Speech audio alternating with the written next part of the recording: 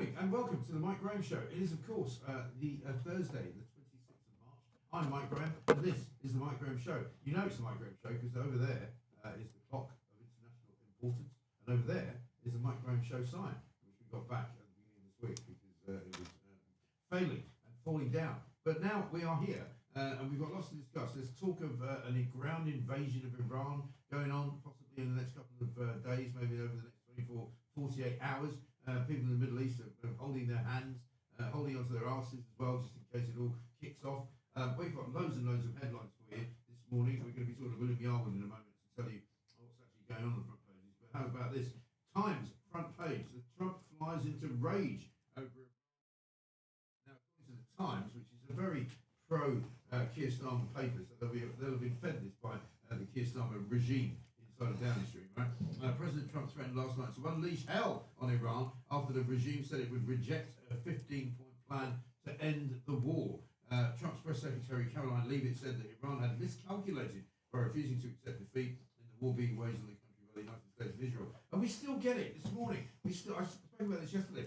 Still, unbelievably, the media in this country are going on and on and on about how unreasonable Donald Trump is, about how unreasonable the White House is being, about how unreasonable the Americans are about trying to kind of, settle this dispute with Iran, a disgusting, disgraceful, horrible, vile, Nazi-like regime which murders its own people, which doesn't allow women to walk around with their heads uncovered in case they somehow inflame the many rapists that live in those countries to sort of attack them, right?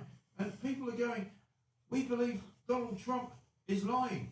We don't believe the Iranians are lying. It's absolutely incredible. The BBC, every time you listen to anything that they say, they mock the President of the United States of America. They say, oh, well, of course, it's just Donald Trump flexing his muscles. Everybody knows that he's basically played chicken and lost. And it's almost as though they're happy about the fact that Iran is somehow winning the war of attrition against Donald Trump, even as though somehow what they do in their country is actually something to celebrate. What is wrong with these people? These are the people who run the media in this country, right? This is why I'm not in it anymore, because they didn't like me being in it, because I said what I thought, because I actually support President Donald Trump. I support democracy. I support the United States of America.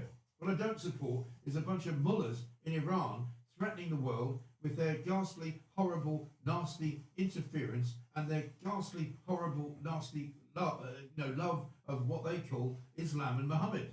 And they want to kill everybody who doesn't believe them. Well, I'm sorry. They can bugger off. I would rather have the freedom that the United States provides. I would rather have, the Star-Spangled Banner flying over Buckingham Palace than I would the flag of Iran. And if that makes me some kind of maniac, then you're obviously listening to the wrong show. Because I'm sick to death now of the way that these people are going on. I'm sick to death of the BBC. I'm sick to death of Sky. I'm sick to death of ITV. I'm sick to death of the Times. Look at the way they've written the story. Trump flies into rage as Iran rejects peace plan. As if Trump is the wrong one. As if Trump is somehow doing something wrong. The Iranians are fine. Oh yeah, the Iranians are absolutely lovely. They've killed 40,000 of their own people, gunned them down the street. They've hanged people from cranes for dancing. But apparently, they're still nicer than Trump. Why? Because they hate Israel. How about this? If Iran fails to accept the reality of the current moment, if they fail to understand that they have been defeated militarily and will continue to be, President Trump will ensure they are hit harder than they have ever been hit before. This is what Caroline Leavitt said. She's a brilliant woman, right? But according to the Times, Iran has rejected Trump's demands, and of course, they've made threats of their own. They've warned that the US, if they try to land troops on Karg Island, there will be terrible, terrible hell to pay. Nick Butler, who is now a professor of King's College London, told Times Radio, there is a crisis coming. I think within the next 2 or 3 weeks, you will see physical shortages. That's been confirmed, I think, this week by Shell. I think the government now should be seriously planning how they're going to handle that. Butler urged the government to refocus on developing North Sea reserves. Well, thank God they've actually listened to somebody sensible. Meanwhile, of course, on the front page of the Times, they've got a picture of the new Most Reverend Dame Sarah Mullally, who's the Archbishop of Canterbury. Isn't it great that we've got a woman Archbishop? Got a clip. You know what? I used to tear up the Guardian. I'm now going to tear up the Times. He's got a clip. I doing? Yep. We need to go to a clip. Right. We need to go to a clip, apparently. The time's rubbish now. Let's look at what happened yesterday in Parliament, because Keir Starmer, of course, appeared, as he always does, and didn't answer any questions, as he never does. And here's Kemi Badenoch having a go at him for actually asking about whether he knows where Morgan McSweeney's phone is. Mr. Speaker, he is hiding behind so many people. He is the Prime Minister. He can make this decision today. He can. He can. He is so weak, he's the first person to be pushed around by the Energy Secretary. Let me remind him, Mr. Speaker, let me remind him who is on my side. The unions, yes, GMB, they're on my side. Tony Blair. Mr. Speaker, Renewable UK, the very people that he's talking about, they are saying drill in the North Sea. Centrica, Octopus Energy, even Labour MPs. How ridiculous it is that we have now a parliament, a prime minister, a government indeed, that can try and continue to sort of complete the charade, which is the one that says we don't really know what happened to Morgan McSweeney's phone. Yesterday, Dan Hodges, who's done a great job over the whole course of this particular charade, published the transcript of what actually was said by Morgan McSweeney when he rang the Metropolitan Police. Because originally, of course, they wouldn't tell you. Originally, when Dan Hodges asked a question, what's the story with the Morgan McSweeney phone theft? Did he ring you? Did he call you? Did he report the theft? And if he did, can we please have some record of you answering his call? And so what, in fact, he was told by the Metropolitan Police was that, no, we can't do that. You will have to actually listen and find out exactly when the phone was stolen, exactly where the phone was stolen, exactly when he reported it stolen. Otherwise, we can't check just by his name. And of course, I spoke to a friend of mine who's a former police officer who said that is absolutely utter rubbish. Of course, they can find out. All you've got to do is put his name into a computer and you will find exactly when the phone was reported stolen, exactly when, at what point of the day it was reported stolen, exactly how it was reported stolen, and exactly where it actually happened, right? So all of that stuff is absolutely and utterly available to anybody that wants to find it, right? Now, Dan Hodges, let's see if we can find the actual exchange, because he's been, as I say, brilliant. He's not let them off the hook on this at all. And he's basically saying, I genuinely now believe that moving forward, we need to assume anything we are told by the government related to the Mandelson appointment is a lie, unless supported by clear evidence. And he's absolutely right, because here's the conversation that took place between Morgan McSweeney on the night of his phone was nicked, which happens to be very close to the time when they decided that actually this is how we're going to deal with the Mandelson inquiry, this is how we're going to deal with the way that the investigation is going, right? And so the way that that he then reports the conversation, he says this. Initially, hi, he says, I'm writing about the above issue for tomorrow's paper. I would like to know if the Metropolitan Police has any record of the reported theft of former Downing Street Chief of Staff Morgan McSweeney's mobile phone, as widely reported in the media, if any efforts are being made to recover the phone, given its significance to the investigation, if any efforts have been made to obtain centrally held government records of communications from the phone. Many thanks. And he gives his name as Dan Hodges. And of course, the police answered that at the time, and this was just a couple of days ago, by saying, oh no, we can't possibly provide you with any information unless you can give us absolutely the time, the date, and exactly where the phone was actually stolen from. Incredible, right? So instead of which, he then publishes the sequencing, right? And he's also erased some of the stuff that he published, which he was obviously asked to do so by the police. But basically, he ran the entire chapter and verse of the police conversation with Morgan McSweeney. Morgan McSweeney told the police that he was an employee of the government. He didn't identify himself as the Chief of Staff of the Prime Minister, right, even though he was. But what he did do was he said that he was a government employee. He said that the phone belonged to the government. He said he didn't say anything about whether or not there was anything, sensitive on the phone. But he basically said that he was a victim of a phone theft, and the phone that was stolen was a government phone. And the police didn't seem to care. They didn't go, well, you better make sure that you report that to the reasonable authorities inside MI5, or you might want to report that to the people who run the Central Intelligence Agency, or you might want to report it to the people who would be concerned about the fact that this phone might fall into the wrong hands, right? It's just extraordinary, absolutely extraordinary. And he's gone on about the fact that, you know, the dog ate my homework excuse is a complete and utter disaster. But it looks as though he's actually erased, because I'm looking at his Twitter account now, it looks as though he's actually cancelled and erased his actual conversations that he published between the police and Morgan McSweeney on the night that the phone was stolen. That's interesting as well. No doubt somebody's leaned on him from Downing Street and he's capitulated. Dan Hodges and I used to get on very well. Dan Hodges and I used to talk all the time. And in fact, I saw him not that long ago at a party. And I said, are you ever going to come on my show? And he went, well, yeah, well, maybe we should have a drink beforehand so that we can discuss whether or not it's a good idea. And I went, why? Why do we need to, what do we need to discuss exactly? We need to discuss the fact that, you know, because of what happened with me at Talk, that you might not want to talk to me because I might be considered to be a racist. Really? Is that the problem? So we haven't been able to get Dan Hodges on. We keep asking him to come on, and he keeps going on Talk, where he talks to a load of people who don't really understand what he does.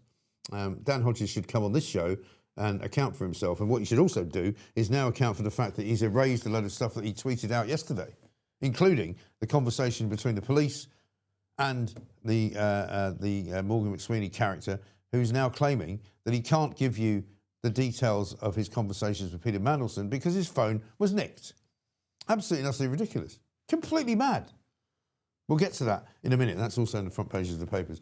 Is William Yarwood here? He is. Well, tell him to come on in, come on over. I mean, you know, there's no reason to hang around. You know, you don't have to stand there as if, you know, we have to worry about, like, you know, niceties of, you know, all the media. Oh, Mo, you can't walk behind Mike. Of course you can. But isn't it interesting, right? I was just trying to find I don't know if you saw it yesterday, but Dan Hodges published the actual transcript of the conversation between Morgan McSweeney and the Metropolitan Police on the night they reported the phone stolen. It's gone. It's not there. You can't find it. He's obviously deleted it, yeah. Somebody must have told him to delete it. So I don't know what that's all about, but basically, they've got nowhere to go here, have they? I mean, it looks like there's a cover-up of a cover-up of a cover-up. Yeah. Doesn't it? Well, if someone like Dan is posting sort of stuff like that on Twitter and then he's getting the call, so to speak, right? He's getting the call. Yeah. It means there's some other darker forces going on. You would think. In number 10 and also around Westminster circles. Right.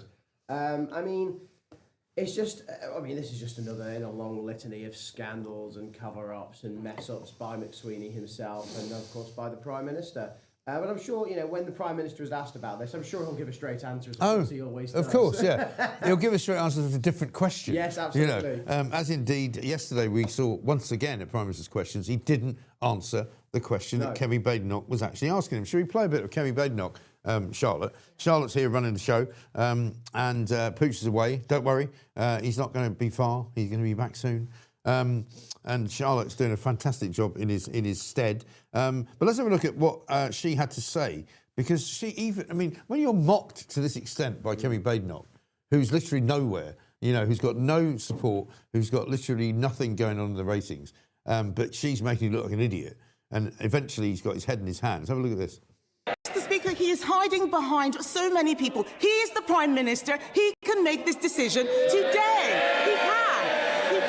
He is so weak, he's the first person to be pushed around by the Energy Secretary.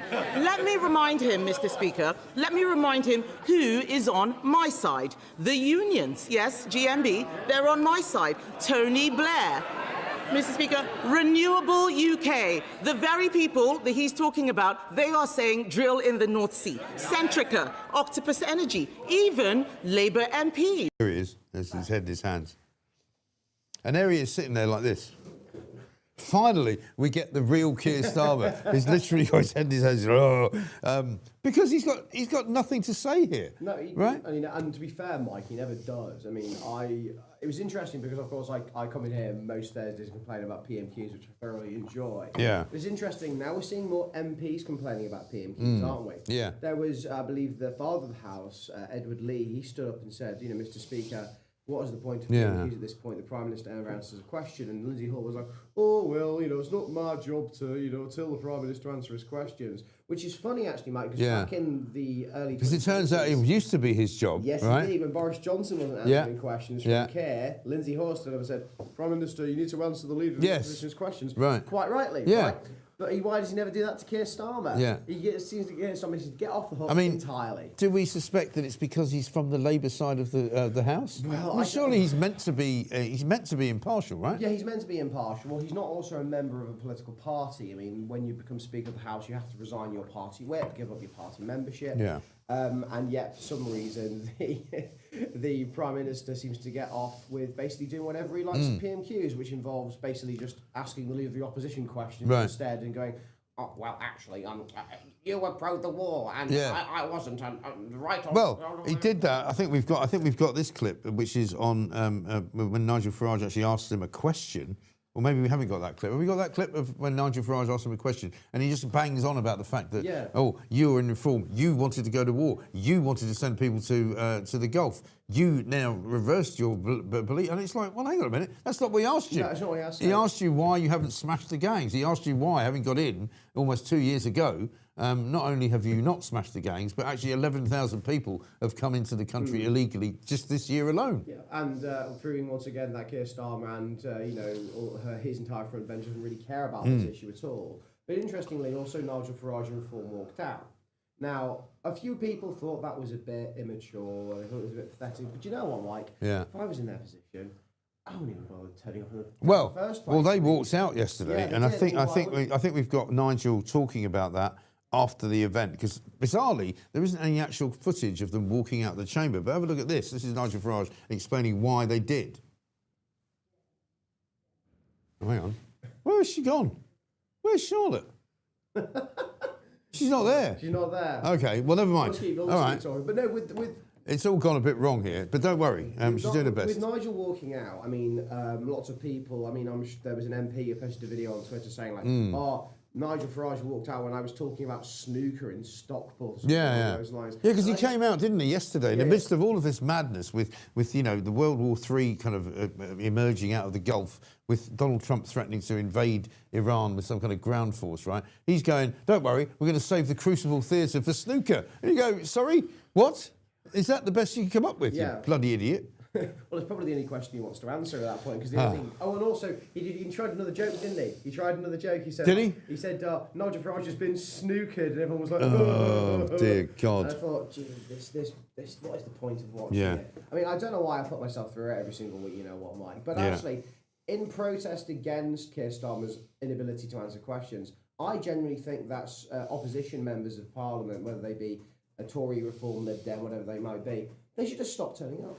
They should just stop turning up, and they should say, you know what, Prime Minister, we're not going to bother. This is all things. Yeah, they should. Yeah, they should all actually take a collective decision and go, do you know what? Prime Minister's questions, nobody's going to come. Exactly. And then nobody will actually be asked a question, and nobody will be given an answer. Exactly. And that will be what goes on. Charlotte, can we play the Nigel Farage clip, which is him talking about why Reform decided to walk out? Right, let's do that. So there he is, Nigel Farage, because they're on a tour at the moment as well. They're sort of running around up and down the country. And so he said I think legitimately, this is why we decided to walk out of the chamber, because we're sick to death of turning up, asking a question, being jeered while asking the question, and then not having the question actually answered by the Prime Minister. And it's actually quite shabby, the way that the Prime Minister thinks that he can behave like that. Yeah, because, I mean... What does he think the point of PMQs is? Right? What does Keir Starmer think the point of PMQs is? Yeah. I think actually in deep down, all it is for him to get like little social media clips of nice backbenchers saying, "Oh, I'd like to thank the Prime Minister for the new money." Oh yeah, the Crucible Theatre. And it's all government money apparently, Mike. Oh yeah, it's not our money. No, it's not. No, it's fine. Just another few million quid of our money, which we haven't been asked how to spend, which they've decided how to spend. Exactly. And they're making out that they're heroic because they're spending our money on something that they'd like to spend it on. It's like giving your kids all of your money to pay the mortgage, and instead of paying the mortgage, basically they've decided to buy a whole bunch of toys. And you're all going, isn't it great? Look, Dad's giving me this money and I've decided to spend it like this. It's completely utterly ridiculous. Yeah, and it's just a classic example of how MPs actually operate, which is basically they stand in the House of Commons and all they do is basically beg Keir Starmer and the Prime Minister for more money.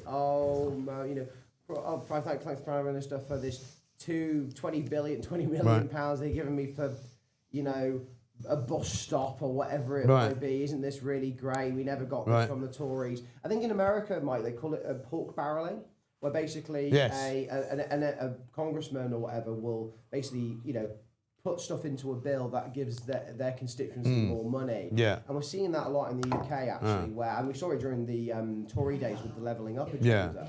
They would basically constantly ask the Prime Minister for more and more money so they could go back to their electorate and say, look what I've got for this constituency, look what I've done. But in reality, it's just basically, robbing Peter to pay Paul and taking money from taxpayers. Yeah, it is. And it's absolutely shocking, shabby, and completely utterly useless. We're still saying that we can't hear anybody, you can't hear William speaking. Can we fix this at all? I mean, do we need to just stop the show for a while until we get this right? Because nobody can hear him. What's going on? It's Edward Hughes. Edward Hughes. Well, we can play another clip. Have we got? It's just that we need to fix this because people can't hear what he's saying. Good morning, world. I'm Edward Hughes with your Thursday news. Chancellor Rachel Reeves just dropped her spring statement, £2.2 billion extra for defence, while describing the economy as grim. Because nothing boosts national security like borrowing more during a financial frown. The House of Lords voted again, 266 to 141, to ban under-16s from social media. Peers know best how to protect kids from toxic apps. By having more unelected lords decide what's safe. Government still pretending a consultation will fix it. Resident doctors are striking for 6 days in April because NHS waiting lists were getting a bit too short and patient care needed that extra holiday vibe. Health Secretary calls it the best and final offer. We'll see. Starmer's authorised the Royal Navy to board Russian Shadow Fleet tankers in UK waters. Finally, some bold action. Bravely intercepting oil tankers in our own backyard while Putin laughs from Moscow. Reform MPS dramatically stormed out of PMQs yesterday, after Farage's small boats question got the usual non-answer. Theatre. She's under a lot of stress. Don't worry about it. Listen, we don't want anybody to victimise her, right? Yeah. I'm not going to have that. Right. Let's do the show then. That's right. We can hear William. He's a bit quiet. It's not like you. No, luckily I'm loud enough actually. Yeah.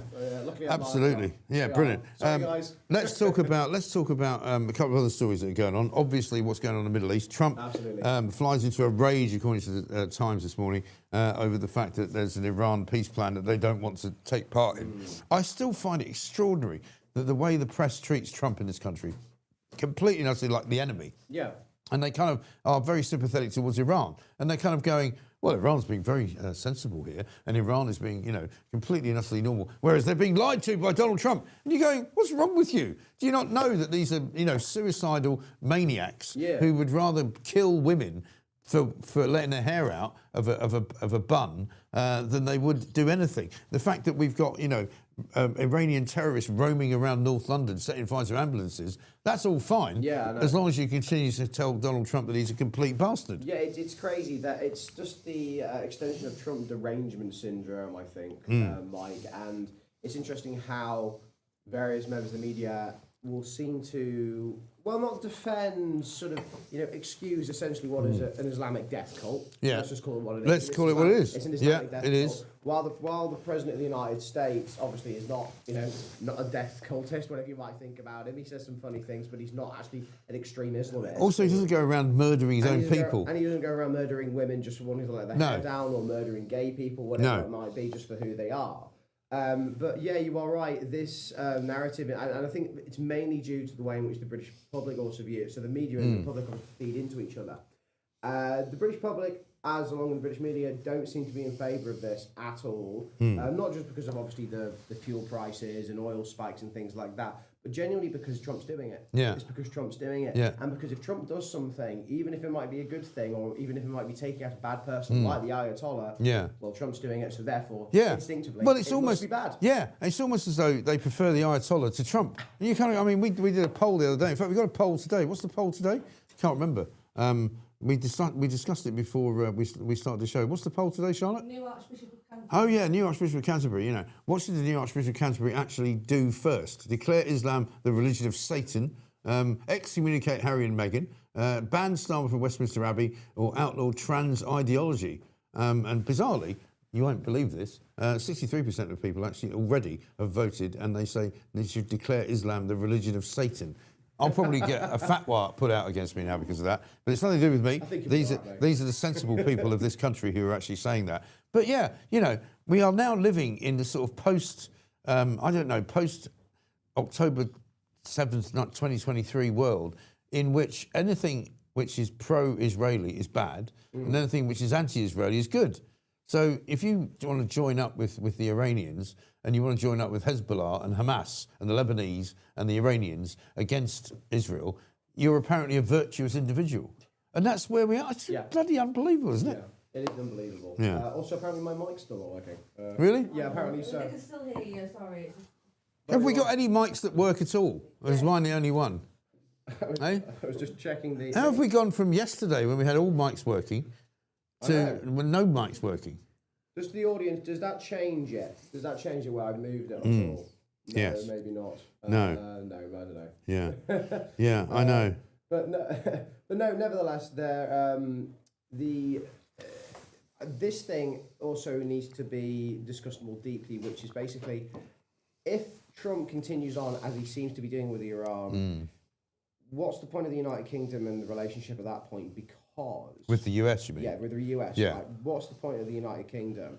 Because Keir Starmer only seems to be doing this basically to try and give himself a bit of poll rating. Yeah. Because he's seen some focus groups, he's seen some polls which say the British people aren't really in favour of this war, Right. which is why he stepped out of it. If the polls were the other way around, Mike, you know exactly what. But Keir that's the Starmer was problem, doing, isn't right? it? Because he's driven by these, you know, what he perceives to be the way the public think. Why doesn't he look at the polls that say he's the most unpopular prime minister that's ever been, and that everything that he does is actually don't pay attention to that poll, because at the end of the day, you know, he is being driven. If he is being driven, he's got no chief of staff. Morgan McWeeny. We'll talk about the phone problem in a minute. Yes. He's got no head of comms, communications, nothing. He hasn't appointed anybody, so he's literally kind of going, and he wasn't very good when they were there. He's now even worse because he's got no direction, and he's not being given any advice from anyone who's senior enough. So who's actually running the country? Who's running Keir Starmer? Yeah. Who's running Keir Starmer? Yeah. And from what I can see, it's actually various members of his cabinet. Yeah. Right. Well, it looks as though he's admitted in the papers today that when it comes to North Sea oil and it comes to energy policy, Ed Miliband is the guy that makes the decisions. Yep. And he's more or less admitted that and said, it's nothing to do with me. Ed Miliband tells you what to do. Ed Miliband tells me what to do. Ed Miliband is the man in charge. So it sounds to me as though Ed Miliband is the de facto prime minister. Yeah, I mean, and also that's ironic. Which would explain a lot. Yeah, it would explain a lot. And it's also ironic considering how post-May, with obviously the local elections and Labour are going to likely do very badly, and the knives are going to be out for Keir Starmer, who is going to be the inevitable successor. It's not going to be Mahmood because she's too, quote-unquote, right-wing for the party, right? It's not going to be West Streeting because she's too close to Mandelson. It's not going to be any of the others because they don't perhaps have the experience of the backing. And it's not actually going to be Rayner, I think, because her tax affairs are still not sorted. No. How is that possible, by the way? I know. I mean, I've said this many times. If I have a problem with a taxman, HMRC, I get letter after letter after letter threatening me with all kinds of horrible, terrible things that they're going to do. She's managed to drag it out for months. I can't drag it out for months. If I could, I would, right? You know, because I owed the taxman an awful lot of money come the end of last year, and it would have been quite convenient if I didn't have to pay them. Yeah, right. But I did have to pay them, you know that, because anyway. if you go, sorry, would it be all right if I didn't pay you until maybe next year? Because I might need a bit of time to No. They give you no quarter, and they just go, no, you pay 31st of December, corporation tax, that's the deadline. If you don't pay it, you get fined. How is she managing to drag it out for as long as she has? I genuinely don't know. And also, you think if she did want to run as Labour Party leader, you think she'd want to get it sorted out as fast as possible so that when push came to shove in May, she would be in a position to be able to do so.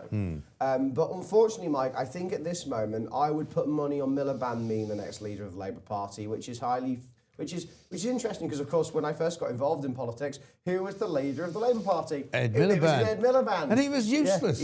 Yeah, he was so useless. He was really, really bad at it. But In fact, he was so useless that they replaced him with Jeremy Corbyn, I know, right? who was also useless. Imagine like being so useless that you have to get Jeremy Corbyn in instead. I know. But the interesting thing about Miliband also is that I think he has polished himself up a lot. He's a lot more effective and a lot more confident. But when he you was actually, in that's 2015. true, and he comes across now as somebody who knows how to speak. Yes. But it's almost as though he's not listening to anybody. When he's being interviewed, he never listens to the question. No. He just talks over them and tries to convince them that he's right. And he actually looks deranged. Yeah. Whenever I see him, he sits there and I don't know if he's on a Zempic or something, but he's lost a lot of weight and he's now kind of, the new Ed Miliband where he talks about, we know exactly what we need to do with our energy policy. And of course, everybody knows that gas and oil prices are fixed in an international market and it's nothing to do with us. And you go, shut up. Just shut up and listen for a minute to what the people want, right? You complete and utter moron. Yeah, if the answer to a question is Ed Miliband, you've asked the wrong question, haven't you? I mean, like well, there's also an element with Miliband. It's like, will the British public accept a prime minister who they essentially rejected in 2015? Will they accept that? I don't think they so at all. Well, I think the public generally are sick to death of Labour. Yeah. They're not interested in who runs it. I mean, you might as well put Basil Brush in charge of it, or bloody Mickey Mouse, because nobody believes them anymore. No. Because they talk absolute utter cobblers. Well, also... And if nobody's listening because the mics are not working, they're talking absolute shit. How about that? See if you can hear that, right? But the problem also... fixed now. So Mike's just swearing at his audience for no reason. Bollocks. Yeah. But the interesting thing is get there in the end. You already see, obviously, people calling for a general election, for a general election, but because of the way our system works, they don't need to until 2029. They don't actually need to at all. I still think there will be something that will drive us to an election before that. I still believe that. Do you think it will be because of a change in leader and therefore they feel like they need a new mandate? I think a change in leader and also the economy collapsing. Yeah, that's the other one. Collapso of the economy. That's the other one. People have basically been saying that they think... I remember I was at Reform Conference last year and Nigel Farage was basically saying that he believes there'll be a moment, let's say, in 2027, right? Yeah. Where Labour's going to have no choice but to go to the public because they're not going to be able to get through the economic programmes and plans needed to save the country through their own backbenchers because they won't vote for them. They won't vote for them. They won't vote. And there's no like, money. No. There's literally no money. I mean, I have lost, and I'm not going to boast about how much money I've got, but I have lost tens of thousands of pounds in the last month because of the Iran situation from my pension, right? It's just literally, you might as well just pour it down a drain. And of course, the financial advisor people go, don't worry, it'll come back. Oh, yeah, it might do. Yeah. But if I'd sold it all when I had it, I'd have been a lot better off. If I'd just literally bought a Lamborghini, I'd be better off. The idea of, and that's the problem. And I know that's a sort of a comical thing to say. However, when people lose confidence in saving money, that's when you've got a real problem, because people will go, actually, there's no incentive anymore to buy property. There's no incentive to put money into a pension. There's no incentive to put money into a savings account or an ISA, because it's not actually going to be worth the money that you put in 2 weeks' time. It's going to be worth less. Yeah. So why bother? Yeah, so suddenly then there's no money in liquidity in the economy. There's no money for the banks to use to lend to other people. The banks then stop lending money to people to buy houses, and the whole business of the economy collapses. Yeah, absolutely. It's pretty straightforward stuff. It's like economics. Yeah. And I think that will drive them to have an election, because the whole economy will just collapse, and around it, the building in which the economy sits will also collapse. Yeah, and also another point on top of that to make things even worse, if they continue to basically make people unemployed by hiking costs on businesses, by hiking taxes, people moving abroad. Nobody's hiring anyone. Exactly, right? The tax base is getting thinner and thinner and thinner, meaning that basically they are going to be unable to afford all their spending programs. Well, not just all their spending programs, just spending programs more generally. It's not just about the welfare spending, it's about, you know, how much they spend on the police, for example, or the military, or things like me and you wouldn't mind them spending more money on or money on at all. Well, they just can't. Starmer keeps talking about spending more money on defence. He hasn't got any money to spend on defence, and he keeps saying, we're threatened to spend 2.5% of GDP. Not until about 2029, when they're already going to be out of power. You know, they haven't got the ability to launch one ship into the Eastern Mediterranean. It took them 3 weeks to get HMS Dragon somewhere near Cyprus. It's still not there. We don't know what it's doing. No. It's of no use to man or beast. And, you know, and the Iranians are not going, oh, God, HMS Dragon's coming. Not the British, no. My God, look, there they are over there. You know, look through a telescope. It's just ridiculous, right? Yeah. We are the laughing stock of the world, I think. And it's embarrassing. And no wonder that we have American shows such as SNL making fun of the Prime Minister. Yeah. Like, when did you last see that happen, right? You know, I haven't seen. I mean, I'm still, you know, relatively young, but I don't remember the last time an American program was as popular as SNL made direct fun of a prime minister because of how scared he was of the president of the United States. Because that's what we're now famous for. We're now famous for the fact that we've got a president of the United States who makes the Prime Minister of the United Kingdom of Great Britain and Northern Ireland cower under a cupboard whenever he calls him. Right? It's just incredible. Here's a message. Can you randomly turn one of the mics off? Then use semaphore. That's a good idea. Yeah, have you got any flags? Have you got some? You know, do you remember the somebody did this? I can't remember who did it, but they did a semaphore version of Heathcliff. By Kate Bush, and there were two people standing on the top of a sort of hill in Yorkshire, the Dales, waving semaphore flags at each other. And look, I'm sorry. Listen, let me just say something to you all. And I'm getting plenty of messages from people, some of whom are my supposed friends, saying we can't hear the guests. Yeah, I bloody know. Okay. However, the point is that sometimes when we have the odd issue with the sound or with the vision or whatever it is, it's because we're very small. We're only learning as we go. Charlotte's in charge at the moment because Pooch has gone off to France and disgracefully decided to take some time off. And, you know, sometimes things don't work that well. But it's nothing, you know, well, look, sound's sorted, says Bob. Yeah, give Charlotte a pay rise. People have been saying that for We don't pay Charlotte at all. Well done sorting it out under pressure. It's difficult, right? Poor Charlotte who's under immense pressure there, running around, you know, like a blue-arsed fly and trying to fix it. Now they say it's great. See, now you can't leave. So now we're going to have to keep you for the whole show. That's fine with me. In case it doesn't work for the sound, doesn't work for anybody else. Well, Mike, on that thing, actually, one thing I wanted to say to you when I came in is I was at a conference at the weekend and I wasn't known as Will Yoward from the Taxpayers Alliance for a lot of people. Loads of people came up to me and said, oh, you're Will Yoward from the Mike Graham show. Oh, really? Loads of people ended up coming up to me and saying, oh, you friends with Mike? And I was like, yeah, I'm good friends. And he goes, yeah, we see you on every other Thursday or so. And I thought, this is which shows that actually you have an insanely loyal, base. This is why. As angry and angsty they get sometimes, because they're all, and while some of them are professional audio people, they also used to be professional interior designers, from what I remember. Yeah, of course. Well, I mean, I've got loads of messages this morning from people who claim to be my friends. I'll tell you about that later. Who are all going, can't hear it very well. Shut up. Okay, I know that. We know. We're trying to fix it, and I think we have fixed it. Yeah, we have fixed it. So there we go. You can always fix it. A couple of other stories just to mention while we're here, because it's important to not just talk about politics. Yeah. There's a couple of good ones. Let me just find them, because of course we've been sort of running around trying to fix everything.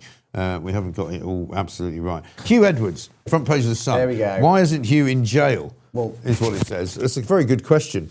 He should be in jail because he's a disgusting, horrible paedophile prick. And I think I can say that with absolutely no doubt at all. But there's a new Channel 5 show coming out, which I think came out the other night. He actually complained about it, right? He actually wrote a letter to Channel 5 to say, you haven't taken account of my side of the story. And you kind of go, let's see, what's your side of the story then, Huw? The fact that you took your pants down and took a picture of your arse and sent it to a 17-year-old boy while you were reading the news. Yeah. Right? Here's the news. My arse is looking great. Right? And in fact, you imagine, here's the phone, right? You're going like this. I'll just take a quick picture of my backside while I'm reading the news. He actually was sending this guy text messages with pictures of his arse while he was reading the news, and he now thinks that he's been slighted by Channel 5 because they haven't paid attention to his side of the story. The stones, I mean, really? The stones on this guy to go to Channel 5. We've seen them as well. We've seen those too.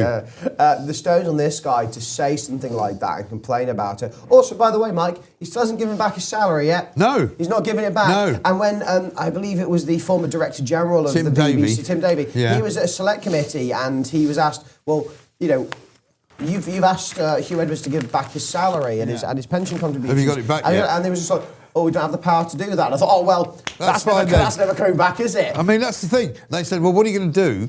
It was actually quite a good question. What are you going to do if he doesn't give it back to you? Nothing. And he went, we haven't really thought about that. It's like, well, just send somebody round and start smashing his car up. That's what I'd do. Take a hammer and start smashing his windows and go, until you pay us back, mate, we're just going to do this every day of your life. Like the mafia. Yeah, because there's only one way to treat these people. Meanwhile, there's a new boss at the BBC, right? Former Google executive Matt Britton. Now, I don't know this guy, but he apparently used to work at Trinity Mirror. Shortly after I left Trinity Mirror. And one of the things that he doesn't mention is that he was in charge of the commercial arm of Trinity Mirror, which was about as useless as you can imagine a commercial arm of anything could be. And the person that I know who knows him said, he's actually not a bad guy. He'll probably get eaten alive at the BBC and he'll get destroyed. And he'll probably leave in about 2 years with his head in his hands. You know, like Starmer, going, oh, I didn't know it was going to be that bad. You know, that's what we're looking at. Now, the other thing I must get your view on. Sure. Because I'm really, really dreading this. Apparently, some bozo has come up with an idea that the marathon is so oversubscribed now in London that whenever they open it up for people to run in it, you know, they get more applications than they can handle. So they're now talking about making it a 2-day event instead of a 1-day event. So now instead of just having Sunday ruined, in the middle of spring, you're going to have Saturday and Sunday ruined in the middle of spring. I hate the marathon. I hate the people that run in it. I hate the people that come up to you and go, I'm running in the marathon. Would you like to pay me some money for a charity? No. Piss off. And now they're going to do it double, because it's going to be Saturday and bloody Sunday. I didn't know you had such strong opinions about the London Marathon. I hate the London. I didn't really know. Well, I'll tell you why. Always been a big thing? Yes, because where I live, right, I'm on the London Marathon route, and so during the hours of London Marathon being on, I can't leave the house. Oh, really? I can't leave. I can't drive the car. Lockdown. It's like lockdown. They literally close off the road, and if you try and cross the road, it's a place called Salter Road, which is sort of runs between Surrey Quays and London Bridge, Tower Bridge. They won't even let you cross the road. Wow. So, no, you can't do that. I'm like, I just want to go over there. No. You've got to walk up all the way up there, like 3 miles. And then, right. And so you're penned in as a resident, a taxpayer, and you have no access to your own area thanks to the bloody marathon. And now they want to make it for 48 hours instead of 24. They can fuck off, frankly. Sorry, I know they're not supposed to swear, but it's been one of those mornings, to be honest. I'll just say I thought the microphone wasn't working. I don't experience that specific part. I understand why you get annoyed by it, Mike. I can tell you get annoyed by it. But one thing that is interesting more broadly about runners is, especially people my age, they sort of make it their entire personality. No, they do. They go. It's like running a marathon or running a half marathon or doing an Ironman. I'm running a marathon. Yeah, it becomes part of their personality, basically. Yeah. And that means, I've had friends do it who basically they just turn into runners and they don't come to the pub anymore. They don't have fun anymore. Like, I'm always training, constantly training. They're no good to eat with because they eat like, sawdust, basically. And pasta with nothing else, right? Yeah, exactly. And carbo loading. How are you? Great. I'd just like to take a gun and shoot them. That's what I would do. I mean, that would be the only thing that would make the marathon fun for me, is that if I could stand there with a gun and see how many of them I can pick off as they run towards me. What's wrong with that? Oh, is that unreasonable? Who should shout at you? Eh? I think that would be okay. I think it's justifiable homicide, isn't it? Wankers. I'm collecting money for charity. I don't care. I'll give you the money. Just don't bloody well run. Okay? It's not about the money. It's about the virtue signalling, and it's the bloody number on your front, and they're all clapping, holding each other, the silver blanket they put on at the end. It's all, I hate it. I hate all of it. Every single second of it. I hate it. I've known you I've known you for maybe coming up for a year and a half, maybe 2 years now. Like, I've never seen you so annoyed about an issue in my life. I'm so annoyed. And we've talked about so many different things over the years. I hate it. But it turns out the real bugbear of Mike Graham, it's not Keir Starmer, it's not the boat, it's bloody marathon. It is.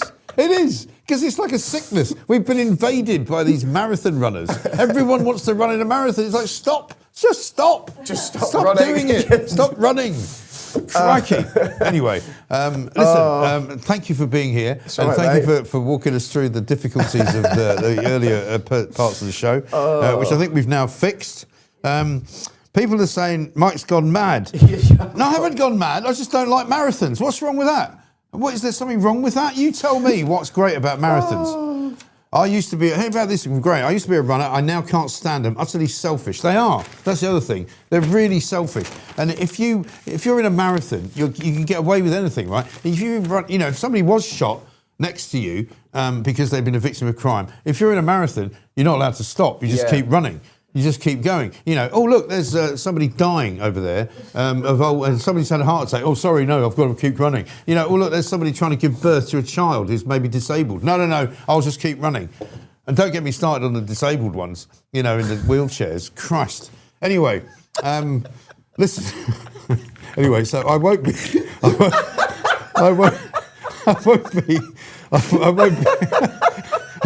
donating any money to the marathon this year or any other bloody year either.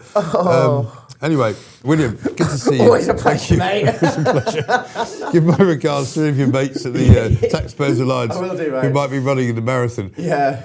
Let's hope not. What are we doing now? Harry Miller's waiting. Harry Miller, fantastic. Got Edward Hughes. Edward Hughes with the news first. Here we go. Good morning, world.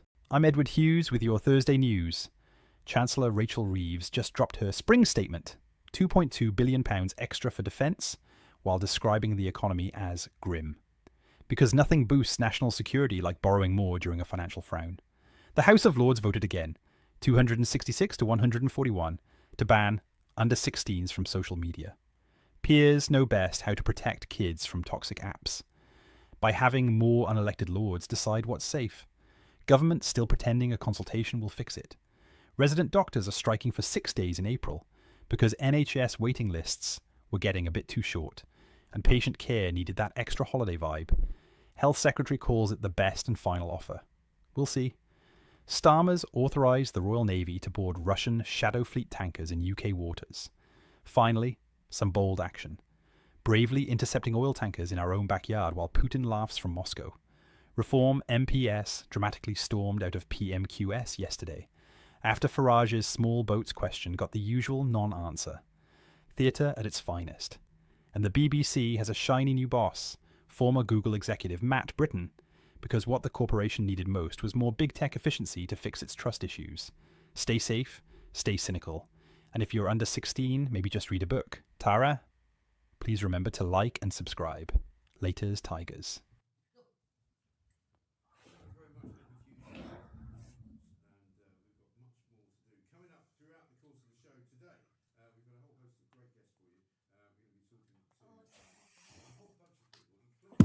Jamie Jenkins is going to be here. Mike Faircluff, we tried to get him on yesterday, we couldn't get him. Ted Newsome is going to join us, a researcher at the Global Warming Policy Foundation, who's not that much in favour, as you might believe, to global warming. And also Carol Decker, who's going to join us as well.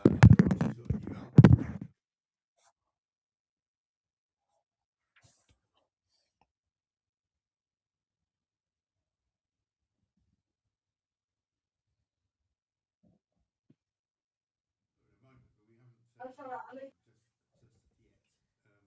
can do another rant about the marathon if you like. No, because I can't hear you. Well, that's Katie Lamb. Let's go and play Katie Lamb. Katie Lamb yesterday said this. The government is, once again, hiding from the truth about Islamist extremism, and it's putting us all in danger.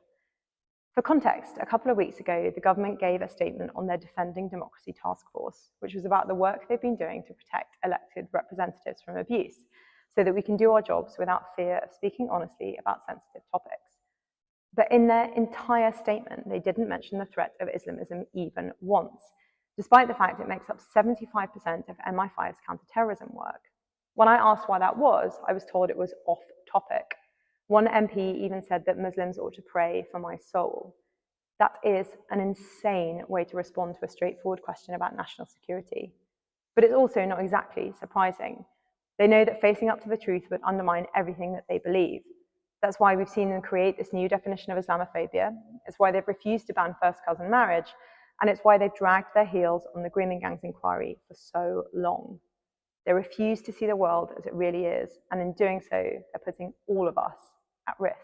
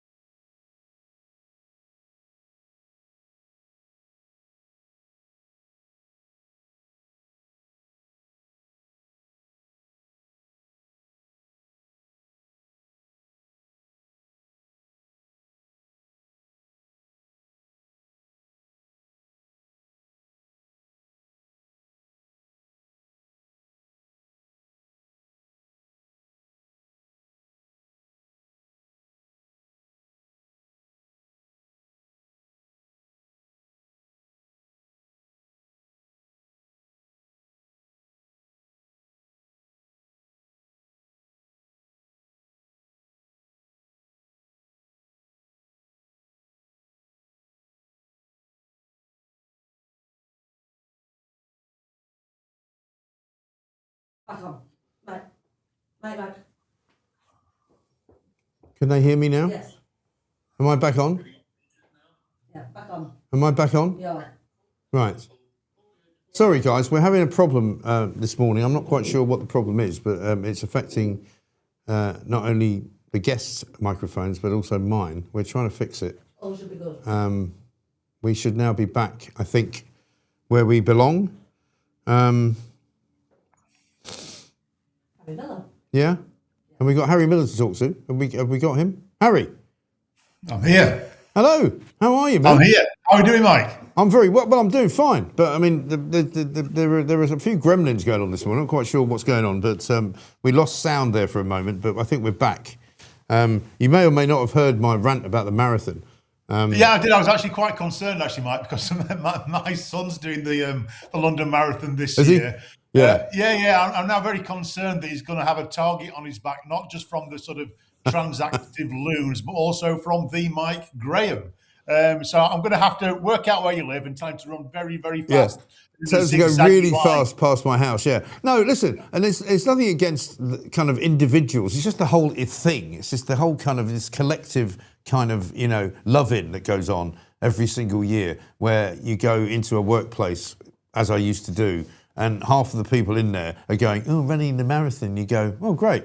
But they won't leave you alone. It's like, if you guys, do you want to give me some money for charity? And it's like, no, I don't actually. I'm very happy for you. Go and do your thing. But they close off London for the whole day. And now they're talking about doing it for 2 days, which will mean that the entire weekend will be completely ruined for anyone who's not interested in the bleeding marathon. And I don't call that democracy, to be honest. Mike, will you have me back if I tell you that I'm a cyclist?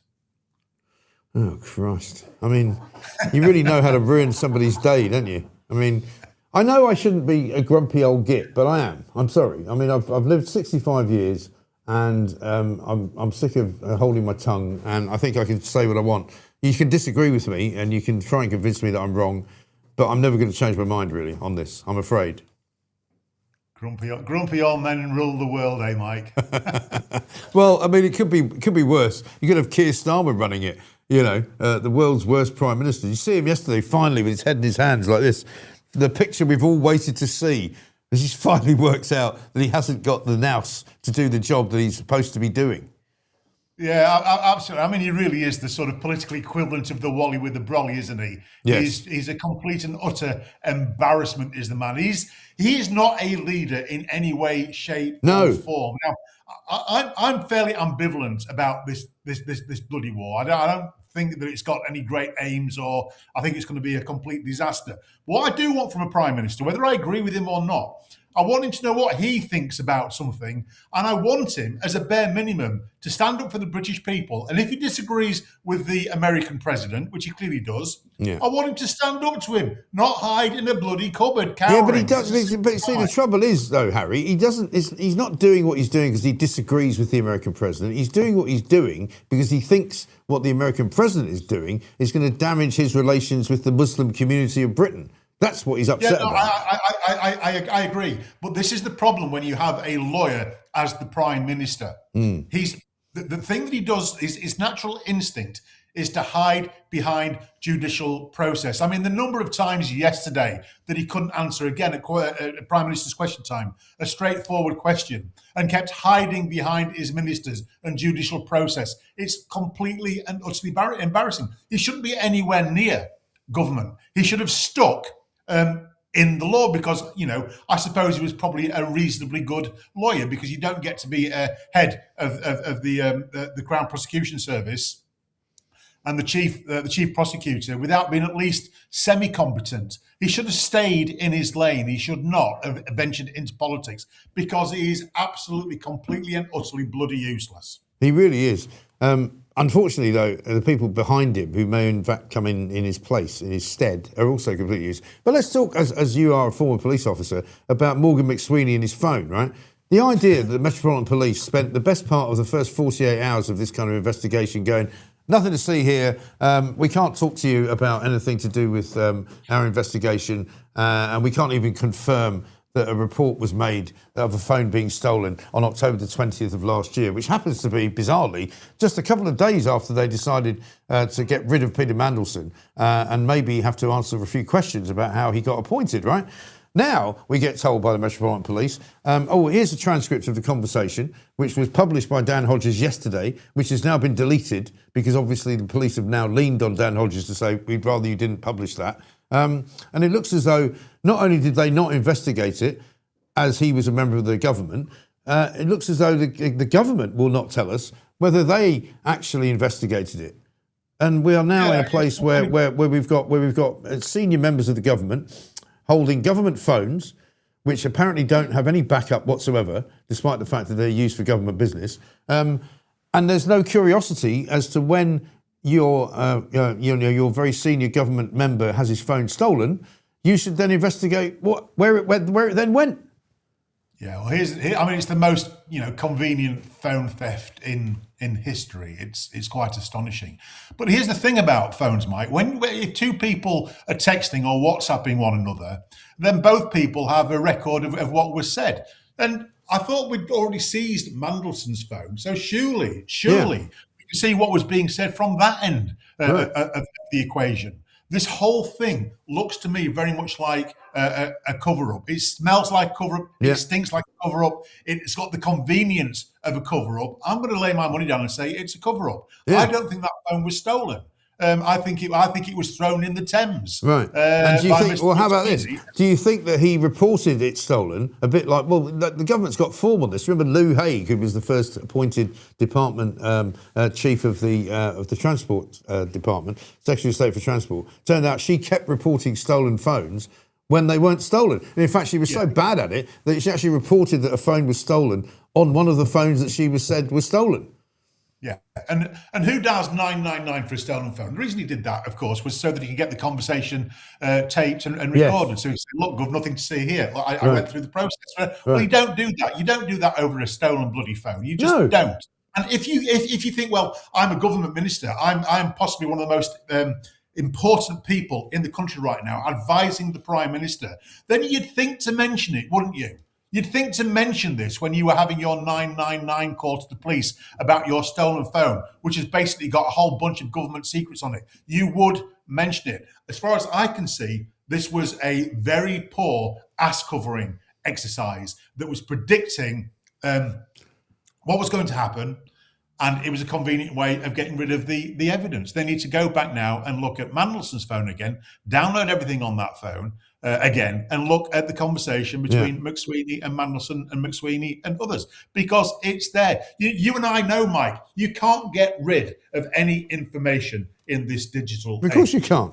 You absolutely can't. So this is not a matter of ability; it's a matter of will. And it wouldn't surprise me at all if pressure was being placed upon the various tech companies not to find this information, because it's clearly very, very damning. Of course. I don't think Dan Hodges, who seems to go between kind of absolutely crucifying Keir Starmer and then easing off on it by deleting various things that he's put out. One of the things that he put out yesterday was, he said, here's a piece that was written by Tim Shipman in October of last year, basically, which said, if anybody gets their hands on Morgan McSweeney's phone, he's finished. He's going to be right in the dark stuff, because of the things that we know that he knows and the things that we know that he said. But surely, if you work for the government, I mean, if I was working in Downing Street, and many journalist friends of mine have, if you get your phone nicked, surely the first call you make is to the security office of Downing Street to say, can you secure this phone? Can you shut it down? Can you make sure that all the information on it is not accessible to anyone, because it is a matter of national security? You don't phone 999. Yeah, well, you would do that, of course, unless it's the security officer at Downing Street who suggested that you might like to lose your phone. Yeah. And then, of course, you don't. Then you follow this particular playbook and ring the police and get it all on tape. Yeah. And boom, boom, there you've got your perfect excuse. The whole thing just doesn't pass muster with me at all. No. I think the phone's going to turn up at some point. I think the messages are going to turn up. And I think we're going to then, at that point, realise why it was conveniently lost. That's my prediction anyway. Yeah. And I'm not a massive conspiracy theorist, Mike, either. But this just doesn't wash.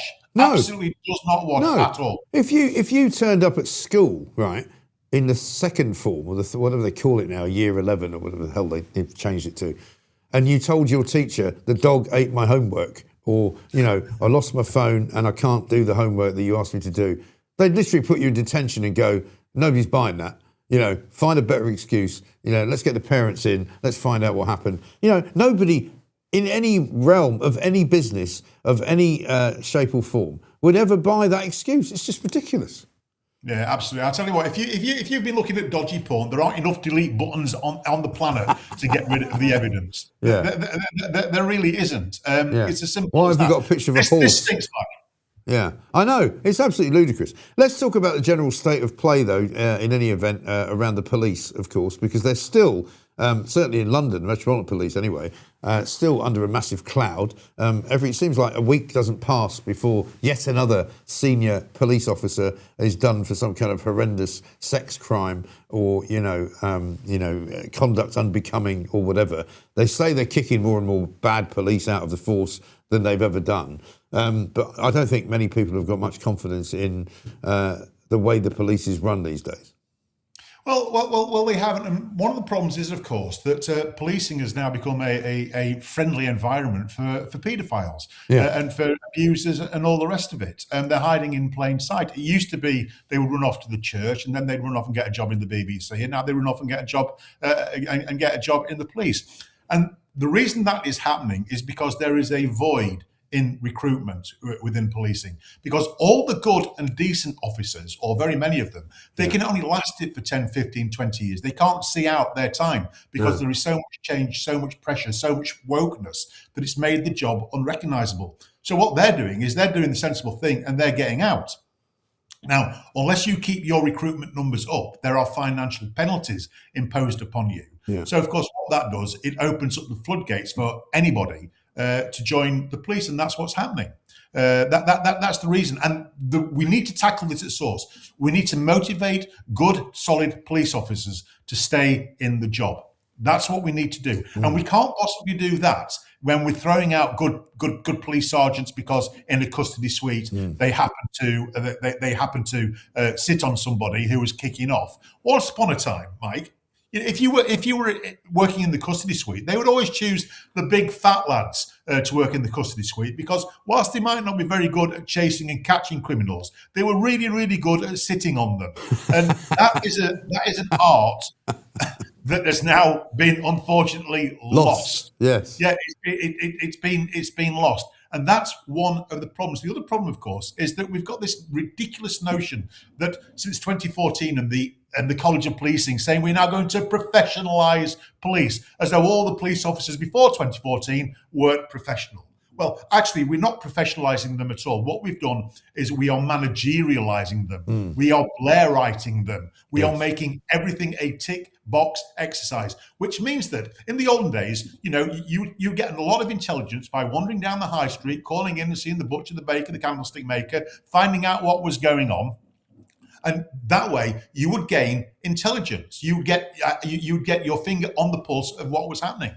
But because there is no direct line of sight between that activity, talking to a shopkeeper, and catching a criminal, not a direct line of sight, then as far as they're concerned, it has no value. Well, of course it has a value. Of course it has a value. But this is what happens when you try to so-called professionalize the police and stop the police doing what is their natural inclination, which is to be seen by the public, to talk to the public, and to slowly gain information from the public. And that way you prevent an awful lot of crime. But all that has gone in the name of professionalism, which is why the College of Policing needs to be shut down and shut down immediately. Yeah, I know. And they keep saying they're going to stop doing these kind of, hate crime reporting incidents, but yet they still crop up every now and again. And it doesn't seem to me as though on the ground any of that has stopped happening. Now, let me tell you this, Mike. Again, let's talk about hate crime for a second. Back in 2013, there were around about 30,000 hate crimes in England and Wales. The College of Policing then decided that they were going to tackle hate crime because hate crime was a scourge on society. So they were going to introduce measures to tackle it. What's happened in the 10 years since? Hate crime has gone up by a massive 430%. By any measure, their intervention has been worse than useless. I actually think their intervention, where they go looking and seeking out hate crimes, has actually caused hate crimes. But there's another thing, Mike. And what we've discovered is this. Not all hate crime is a crime. People are being recorded by police officers, not on the basis of any form of evidence, but based purely on perception. So if you go along and say it was a hate crime, then the recording police officer says, well, yeah, I believe you, so it's a hate crime. Now, to get rid of that hate crime, the chief constable himself has got to look at the case and decide that a hate crime hadn't happened. Well, that's completely bonkers. That's got a massive open funnel at one end and a massive thin exit point at the other. There's nothing you can do about it, practically speaking, if you're accused of a hate crime, because it turns into a statistic, it's handed to the Home Office, and that is that. Yeah, there is a and also, crime. let's not forget that the blowing up and the setting on fire of 4 ambulances in Golders Green the other night by what we are told was some Iranian proxy type terrorist group has been recorded as, guess what, a hate crime.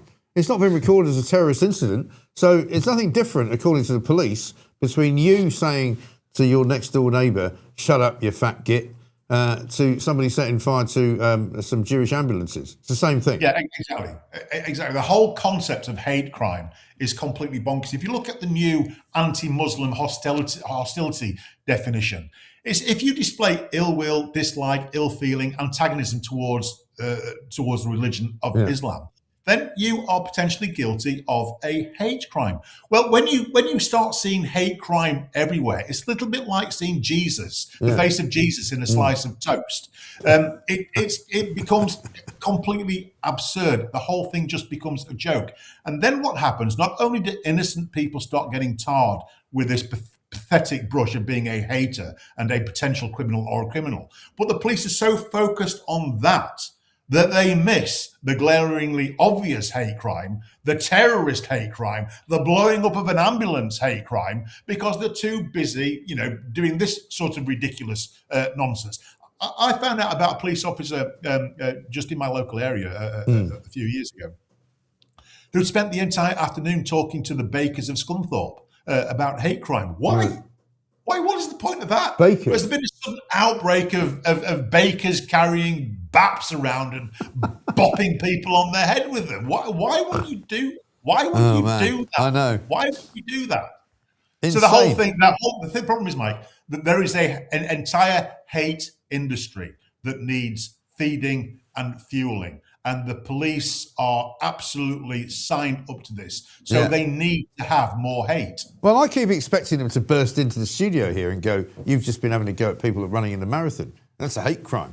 It probably is. I don't know. I may have broken the law. Anyway, listen, Harry, I've got to run because we're running late. But listen, great to see you as ever. Harry Miller, fantastic man, brilliant individual, former police officer, of course, a fighter for freedom, not just for him, but for you and for I and for me and for everybody else as well in the business of trying to be free and have views. You might not like my views. You might not like his views. You might not like the views of my next guest, Mike Faircluff, who I think we've got on coming up to talk about COVID. But before we do that, let us get some news with Edward Hughes. I'm Edward Hughes with your Thursday news. Chancellor Rachel Reeves just dropped her spring statement, £2.2 billion extra for defence, while describing the economy as grim. Because nothing boosts national security like borrowing more during a financial frown. The House of Lords voted again, 266 to 141, to ban under 16s from social media. Peers know best how to protect kids from toxic apps. By having more unelected lords decide what's safe. Government still pretending a consultation will fix it. Resident doctors are striking for 6 days in April because NHS waiting lists were getting a bit too short and patient care needed that extra holiday vibe. Health Secretary calls it the best and final offer. We'll see. Starmer's authorised the Royal Navy to board Russian Shadow Fleet tankers in UK waters. Finally, some bold action. Bravely intercepting oil tankers in our own backyard while Putin laughs from Moscow. Reform MPS dramatically stormed out of PMQs yesterday, after Farage's small boats question got the usual non-answer. Theatre at its finest. And the BBC has a shiny new boss, former Google executive Matt Britton, because what the corporation needed most was more big tech efficiency to fix its trust issues. Stay safe, stay cynical. And if you're under 16, maybe just read a book. Tara, please remember to like and subscribe. Laters, Tigers. Edward Hughes there with the news. Thank you very much for that. Charlotte's earring's now fallen out, in case any of you want to know about that. But thank you for all your support. Apparently people are being horrible to you on the chat, which I didn't see. You shouldn't be horrible to Charlotte. She's doing her best, and I think we're okay now. I think we've sorted out the sound issues. I hope. I don't want to jinx it, but it seems to be fine. Anyway, sometimes things just go wrong. Unfortunately, in a live broadcast scenario, when things go wrong, it's a lot more obvious than it is when you're, say, teaching, or if you're working in an office, or driving a bus or something like that. If the bus breaks down, nobody goes, "Oh Christ." What's wrong with you? You don't blame the driver, do you? Morning, Mike from the Cook Islands, says LTL. The Cook Islands, that's down in the South Pacific. We'll put a little... there's a dog now. There's a dog now barking outside the door, for heaven's sake. That's not your dog, is it? No. Anyway, let's talk to Mike Faircluff. We tried to get him on yesterday, and yesterday we had a few sound issues as well. Mike, I think, hopefully, we've got you today. How are you doing? I'm really well, thank you. Yeah, that was my fault. That wasn't you guys yesterday. No, listen, well, don't worry. We've made up for it today by screwing everything up in the first hour. But like I said, this is part of life. You are one of those guys who I have great admiration for, because in your career as a teacher and as a headmaster and as a sort of a teacher of people, you teach people that there are things that go wrong. And it's not about, my dad used to say to me, it's not about how you get knocked over or how you fall down. It's how you get up. Because you will get knocked over. Things will go wrong. You will put a plug in the socket and it won't work. You will, try to make a meal and the cooker won't work. Or you will run out of gas. Or, somebody will declare war in the Middle East and you won't be able to get any heating oil. Yes. And that's the world that we live in. And I want to talk to you today about some of the things you've been talking about on your Twitter account about the COVID years and how, I was talking to somebody yesterday about it, funnily enough. About how we were fed this complete and utter diet of complete bilge, which some of us saw through quickly. I didn't see through it quickly enough, maybe. It took me about a month to see through it. But once I saw through it, it all seemed ridiculous, didn't it? Yeah. I mean, just to be clear, I didn't see through it initially. So it took me about 6 weeks for the penny to drop. So, and actually, I was really worried, first of all, when Boris Johnson said many of us will lose loved ones. Yeah. And I said to my parents at the school, if you want to take your kids home, do so, etc., etc. But because I was actually in the community working every single day, I wasn't at home baking cakes and all the rest of it, like a lot of other people were doing. I was with about 200 people every day, 150 out of my 365 kids, about 30 out of my 60 members of staff. So you kept your school open, in other words? All schools were partially open. Yeah. I mean, this is the thing. There were almost like all schools were partially open because it had to be open to the vulnerable children, to the frontline workers as well. So all the parents in the doing basically all the guys doing the delivery jobs and the people in the hospitals and everything. Their kids still had to go to school. Sure. So in my community, which was on a council estate in Eastbourne, there were a lot of parents who fell into that category. So like about half the school were in the school throughout the whole of that time. So I quickly saw, and as well as listening to what people were saying was actually happening within the hospitals, that basically nothing was really kind of going on. And but for me, it was interesting to see how initially, when I was saying to parents before we were given permission to close, the people in authority were saying, "Oh, you can't do that," and so on and so forth. But when things really changed when the COVID shock came in, and now I think people could say, well, we've had enough of that. That's old history and all the rest of it. But it was quite a phenomenal time and a huge amount of gaslighting on the part of the government. And it's interesting listening to your previous guest, because he was talking about everything from sort of censorship, government overreach, hate crimes, etc. And anyone who questioned the official government line on anything, including the testing or lockdowns or masking or anything, was immediately framed in the media and by the government as a dangerous extremist. Right. And you'll remember from my experience, I was the only serving head teacher out of 43,500 in the whole of the United Kingdom to publicly question the COVID vaccine rollout to kids. And that wasn't because my colleagues, other head teachers and school principals had a different view necessarily. Some of them did, but many of them didn't. But what they ended up doing was they were fearful of the consequences, which were very, very real. Sure. And that's what actually happens at the moment across a whole range of topics, whether it's gender ideology or climate change, or even interestingly with this war stuff going on at the moment. And I had an interesting moment the other day, actually, because before Brexit, which I voted to leave the European Union, but before Brexit, I considered myself to be from the traditional left in terms of politics. And Brexit, I was suddenly cast as right wing. Thought, oh, this is interesting, whatever. And then after that time, the left became very entrenched in identity politics and everything, and I didn't connect with all of that, and it seemed very sort of victim-y. But then when I spoke out about the COVID vaccine, suddenly I wasn't just right wing, I was far right, which basically means like a Nazi and racist and all of that kind of thing.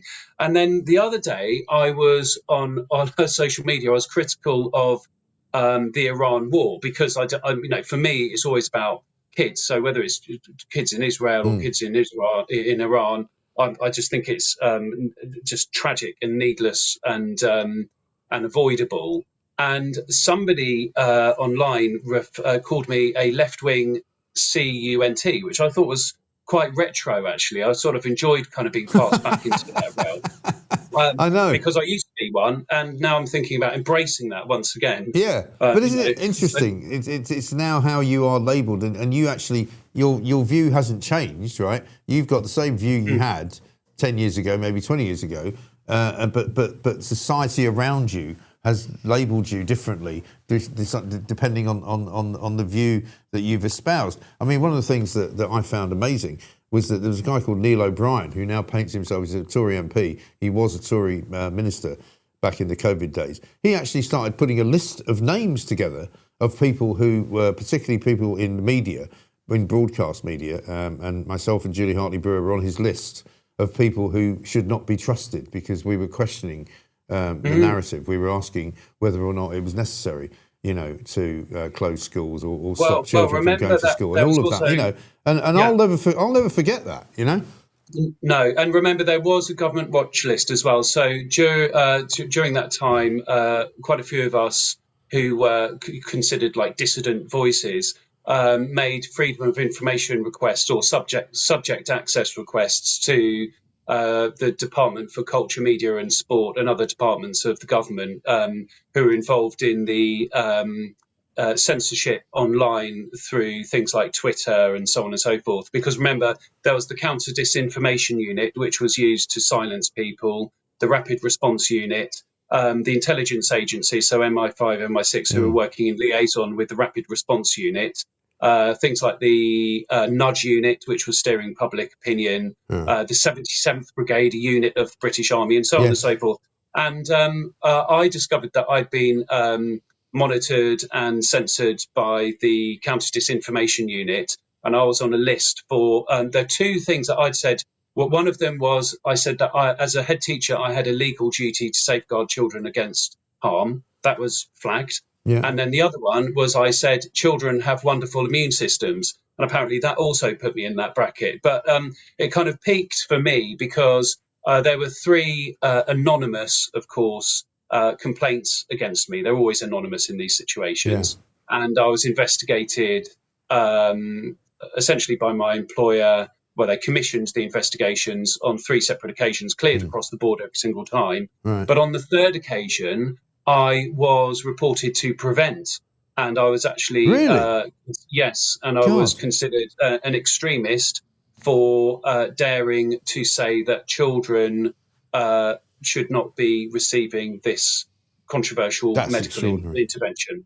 And just to be clear about my points on that, because I never really went down any rabbit holes with that whole topic, but I always said what the government actually said as well, and it's all been proved since, but essentially that children are and continue to be at extremely low risk of serious illness from COVID.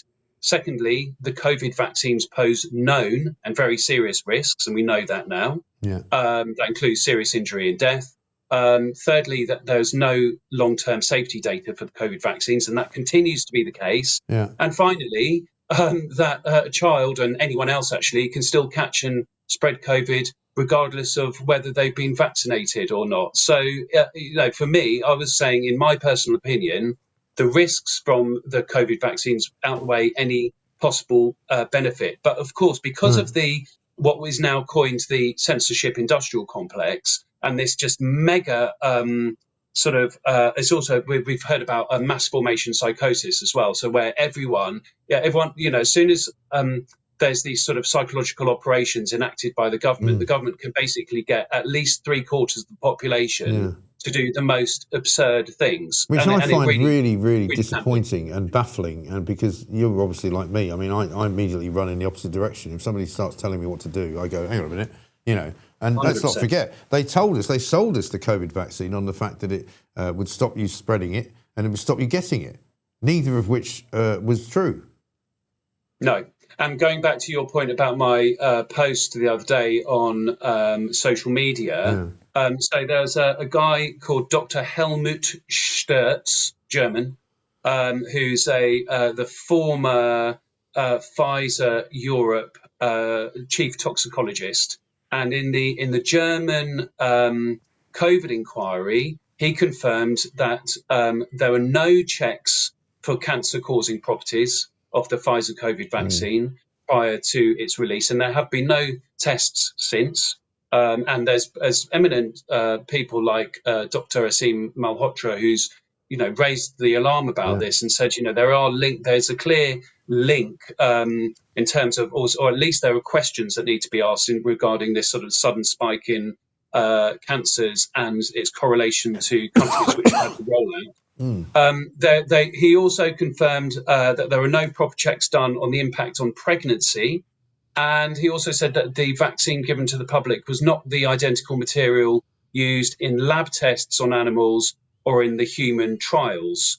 This was the exact same product that was given to children. And for me, it was really interesting. Right at the beginning in 2020, after I sort of woke up, I did a Google search of Pfizer, and anyone can do this, and look at the amount of criminal prosecutions there have been against that company. And in 2009, at the time, they were the recipients of the biggest criminal fine in US history. It was $2.3 billion for illegally marketing painkillers for unapproved use, knowing that they would harm. So this is an organisation which has a history of misinformation, criminal conduct, etc. And yet the government decided that they would be the best ones to be tasked with giving. I knew somebody whose father was a senior executive in Pfizer, who was a scientist, who basically said, "Don't take the jab,"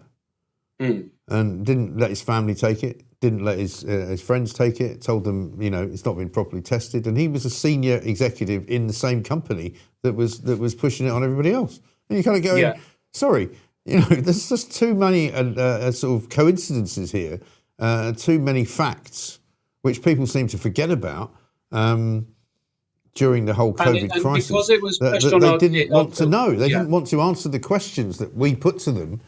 If you said, and in fact, I think it happened on YouTube, we were taken off YouTube when I was at Talk because we asked questions about, how can you prove that this vaccine is safe? How can you prove that wearing a mask is a good idea? And we were not just demonetized on YouTube, we were removed. The whole account was gone one day. Yeah. And the thing is, this was a worldwide situation as well, and the censorship was global. Of course, billions and billions and billions and billions of dollars were made through the sale of these vaccines and all of the other products as well, for a disease which had a 99.9% survival rate, and which right from the beginning we were told that children and healthy people are at very low risk. And but the thing is, it's still a taboo subject, and I meet people quite regularly who are vaccine injured, but who don't want to talk about it publicly because, of course, you get tarred with the title anti-vaxxer or conspiracy theorist and right, far right, which is what I find really bizarre, actually. But the one of the good things that's come out of it, and I don't know whether you found this as well, is that the more you kind of just express your opinion about anything. I mean, I've done it with the, gender ideology in schools as well. I mean, that's something which is like this within education. It's frowned upon if you say, well, actually, a boy can't become a girl and a girl can't become a boy. Right. But something that I've found is that the more that I have been called names and sort of marginalised, the more immune to that I have become. And actually, I quite like not really being part of a group where I have to self-censor, totally, because I think I'm going to be excluded. I don't really care. But I welcome other people's different opinions, and that's to be clear. I do know people, and I have friends who are advocates of the COVID vaccine. I don't think it's like, I don't want to have like a them and us situation with anyone. I want to hear different people's opinions, like you said with your previous guest, where you're saying, this isn't about trying to get a consensus and to form a group where we all have to agree on the same thing. It's good to have different opinions and to be able, and we should be in a culture where we can ask questions and have healthy debates. Yes. No, because I got that when I moved into the what they call the independent space in the YouTube area. People said to me, "Oh, now that you're independent, you should agree with all the other people who are in the independent space." And I went, "You don't really understand the meaning of the word independent, do you?" Actually, no, I don't. Like you, I kind of immediately kind of shy away from groups. I don't want to be part of a group necessarily. I don't wish to be forced into thinking something that I don't believe. I'm going to have my own opinion. If you don't like it, it's fine. You can argue with me, and you can tell me that you don't agree. But I don't want to be told I have to be like everybody else, particularly now that I'm, independent. The whole point of being independent is that that's what you are. You are what you believe, and you've just espoused several different views. And that's the only way things will change. And I did. So I don't know what you think about this, or your viewers as well, but I had so that I met Nigel Farage down in Cornwall, asked him some questions, had a really good vibe with him. I voted Reform in the last election, but I fell out of love with the party, unfortunately, when they seemed to embrace Nadeem Zahawi. Yeah. Now, Nadeem Zahawi was the vaccine minister during the COVID era, and he was the one who said to children directly that they could receive the injection without parental consent. Right. Now, something that Nigel said very clearly before the election was that there would be an investigation into the rollout for children within the UK, because he was concerned about that. And I felt like that was a kind of departure for me personally. Yeah. And again, when I said that, I got quite a lot of grief from different people. But I thought, fantastic, here I am on my own again. But I think that's the only way we can get to move things forward.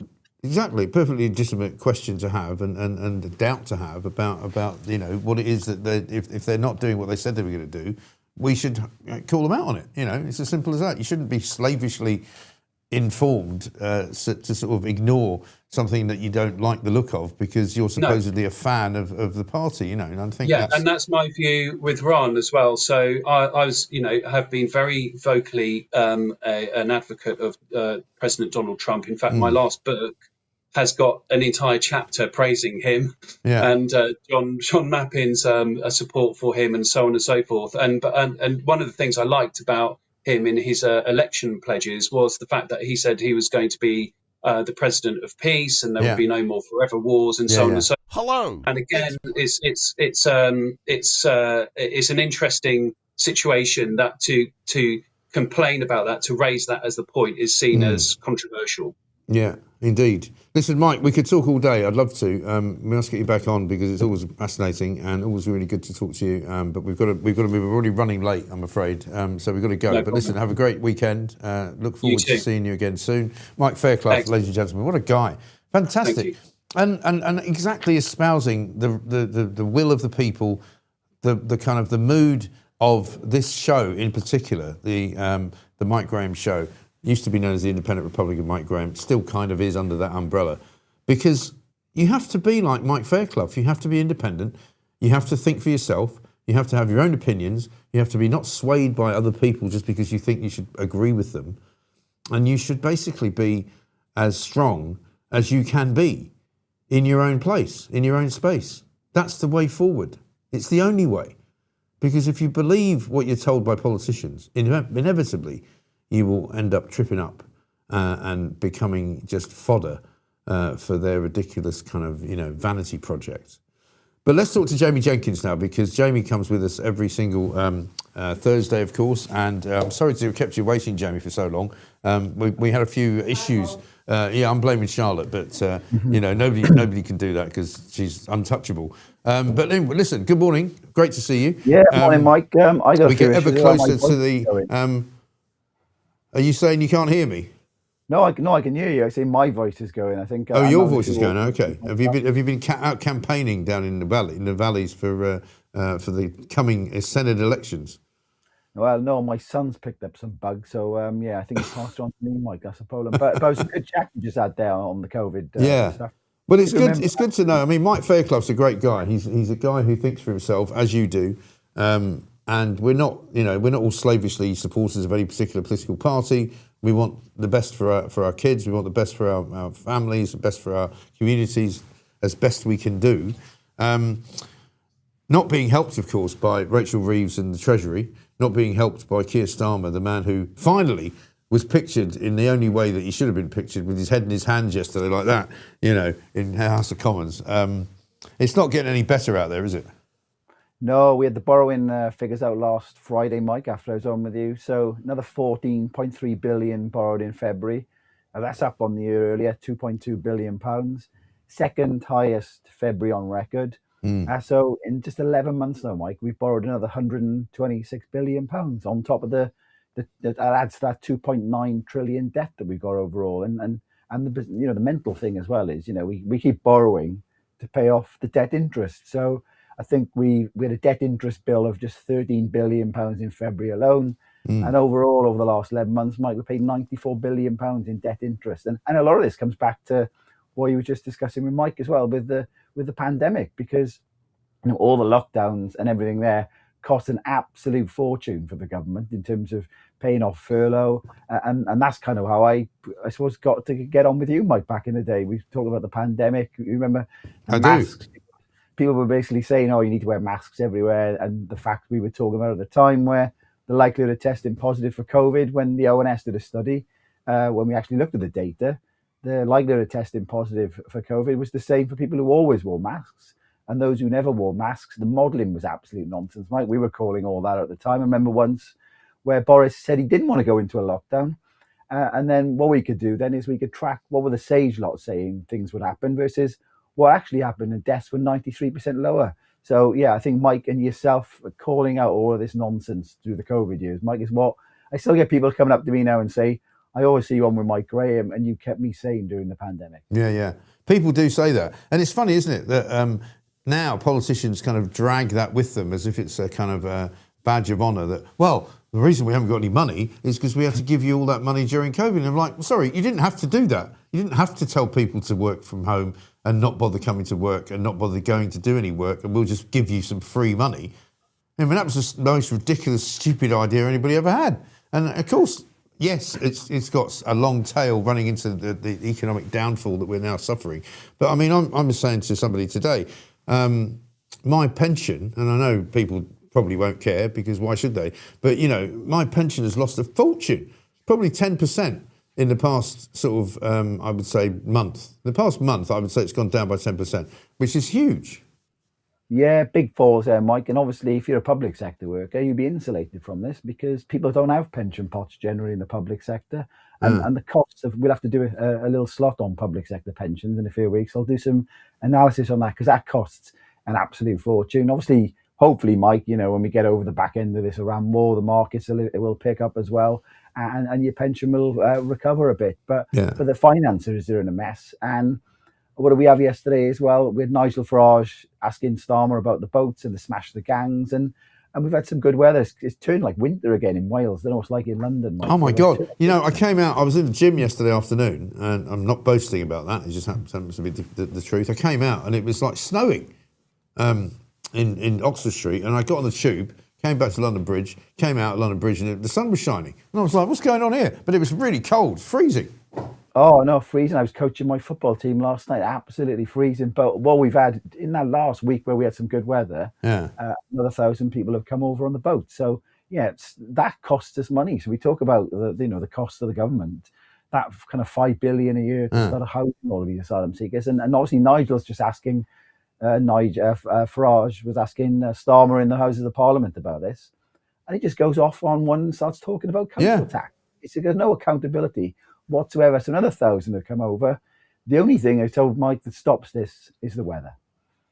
Exactly. I mean, it is ridiculous. And of course, the Reform guys all walked out basically yesterday because they were sick to death of not having their questions answered, which is also true. And, you know, we know that Lindsay Hoyle has got form here. I mean, he used to bully Boris Johnson into answering questions. He used to have a go at him and say, you've got to answer the question. But he doesn't do it with Starmer, apparently. But, I mean, the elections are coming. Starmer, it seems to me, is looking more and more fragile by the day. What's happening with the Senate campaigns, if you like? Because I know Reform are running around up and down Britain at the moment in a sort of battle bus. And I think they were in Leeds the other day. They were in Sussex. I think they were in Sussex tonight. They're going to Sunderland. They were in Ipswich. They were in, they're going to be coming to Wales presumably quite soon. Yeah, so I think we had the final First Minister's questions because obviously in Wales we've got our own Parliament, Mike. We've had that this week, and we're probably now coming to the end of Welsh Labour's dominance literally they've won every. If you take the devolution, Mike, they've been running Wales for the last 27 years. If you take just general elections, they've won Wales for the last 100 years. So this is a momentous time now in Welsh politics, and part of the downfall of the Welsh Labour brand in part is down to Keir Starmer. So we had a poll out this week. What we have in Wales that you don't have in England is obviously we've got a nationalist party. So Plaid Cymru are leading the polls. You've got the SNP up in Scotland as well. So Plaid Cymru leading the polls. Reform are in second, but Labour as dominance, Mike, is completely fallen off a cliff. They are finished. And you just think of the likes of Mark Drakeford during the COVID pandemic, the stuff he was talking about, absolute nonsense. So So the projections as well, Mike, might be that, and this will be a unique thing, because normally when you look at prime ministers or first ministers, they would normally get their seat back, but they might not be in power, but they get their seat back. But Eluned Morgan, the first minister in Wales, she's projected to lose her seat as well. So things are moving quite quickly here in Wales, Mike. I think May the 8th is the end of Keir Starmer. Yeah, it's got to be. I can't really see him surviving. And let's talk a little bit, just before we let you go, on how much money the government, and Rachel Reeves in particular, is making from the rise in fuel price, because people are telling me that heating oil now is so expensive that you can't even buy it. You can't even get it anywhere. Also, at the pumps, the prices are up around the sort of 150, 160 mark per litre. We got a message from somebody in Aberdeen the other day saying it was 170 for diesel up there. They're getting 51, 52% of every single pint or litre of petrol sold, or diesel. And I think projected last week to make about £3 billion in additional tax. Yeah, so what happens here, Mike, is what people have got to remember is that you have fill duty. So you have to basically pay duty as you fill up your tank. But on top of the price of petrol or diesel, you also got VAT on top of that as well. So that's another 20% on top. So if you go to the pump now, I think prices are around 12, 13 pence on average. Some places are much higher. I think garage is about 20 pence higher than it was about a month ago. Take the average figure, it's about 12 pence for unleaded, but it's gone up about 25 pence for diesel, huge amount. So in terms of the maths, Mike, if basically for every 10 pence the petrol goes up because of the VAT, the Chancellor rakes it in, because she gets about 750 million a year. So if you take what we've seen so far over the course of a year, hopefully, Mike, this won't continue for a full year. It's over £1 billion if you go to about 15 pence. So the estimates of about 2-3 billion quid could be realised if we continue to see this. Hopefully things will come down, but she could do a temporary reprieve. So obviously, if they're raking in all of this extra money, they could do a temporary cut in fill duty to compensate for this. But are they talking about doing that, Mike? Of course they're not. They make the money. The biggest cost of living in this country, Mike, is the government and the tax they charge us. Yeah, I know. Absolutely shocking. Good to see you, man. Hopefully you will recover from the ails that your children... I mean, it's the worst thing about having children, isn't it? They bring you diseases all the time. You know, I remember when my kids were in kindergarten and sort of, primary school, literally everyone had a cold for about 4 years. Terrible. Anyway, Jamie Jenkins, great to see you. Thank you very much indeed. Our favourite statistician there with all the stats that you need. It looks like Labour are literally finished in Wales, which is hard to believe. Can you imagine, if you've lived as long as I have, where Wales was the sort of stronghold of Labour, as was Scotland, of course, also finished up there, finished in Wales. I mean, just finished. Be nice to see the back of Keir Starmer, wouldn't it? Absolutely brilliant. Weird story on the front page of the Mail today, actually, and I meant to mention this to you before we go to our next guest, Ted Newsome, a researcher at the Global Warming Foundation, who has got things to say about the state of our country and the state of our energy markets. But AI bot told teen to use a hammer to kill his mother. I mean, I guess they're sick to death of writing about Iran. Misogynistic son bludgeoned her to death following a chilling online chat. A teenage boy with a hatred of women was advised how to kill his own mother by an AI chatbot. Disturbing details behind the murder of teaching assistant Angela Shellis came as her son Tristan Roberts, aged 18, was jailed for life yesterday for bludgeoning her to death with a hammer. Roberts had posted misogynistic messages and boasted of a chilling intent to kill on a controversial chat forum linked to other murders. There's another weird story that I meant to mention to you last week, and it's from America. This one I think is here in the UK. But the story in America was that a guy who got one of these sort of romantic chatbots, if you like. You know, he went on some dating site and invented a woman, an AI sort of girlfriend, right, who he fell in love with, and who basically encouraged him to kill himself and kind of convinced him that, the only way that he would be happy in his life with her would be to join her in the afterlife. And she convinced him to take his own life, which he then did. And you kind of go, what's going on? This is Mould Crown Court, which I think is in North Wales, this story. Killed his own mother because he was told to do it by an AI chatbot. Crikey. Unbelievable, right? Do we have to do any more news, or what are we doing? Couple of super chats, yeah, because we've been getting loads coming in. We're running a bit late this morning for one reason or another. This from Timothy. Your guest says it is a matter of will, but in this case, it is a matter of won't. Very good. That was on COVID. From Voice for England says, Mike, the runners are the gremlins. That's the marathon runners. Would you consider lobbing custard balloons at them for charity? You're looking cool today, almost Italian. I don't know about that. Is Italian good? I mean, I don't know. Could be. One from Scottish Super Chat says this, Mike, please stop. I'm trying to drive. I've got tears of laughter running down my face. Comedy gold. Good work. That was my earlier rant about the marathon. John says the show has gone tits up, but we love it. Listen, sometimes things go wrong. What are you going to do? The whole point about when things go wrong is how do you recover, right? How do you keep it going? And we managed to do it. You know, there was like a few moments where I thought it was actually going to fall over altogether.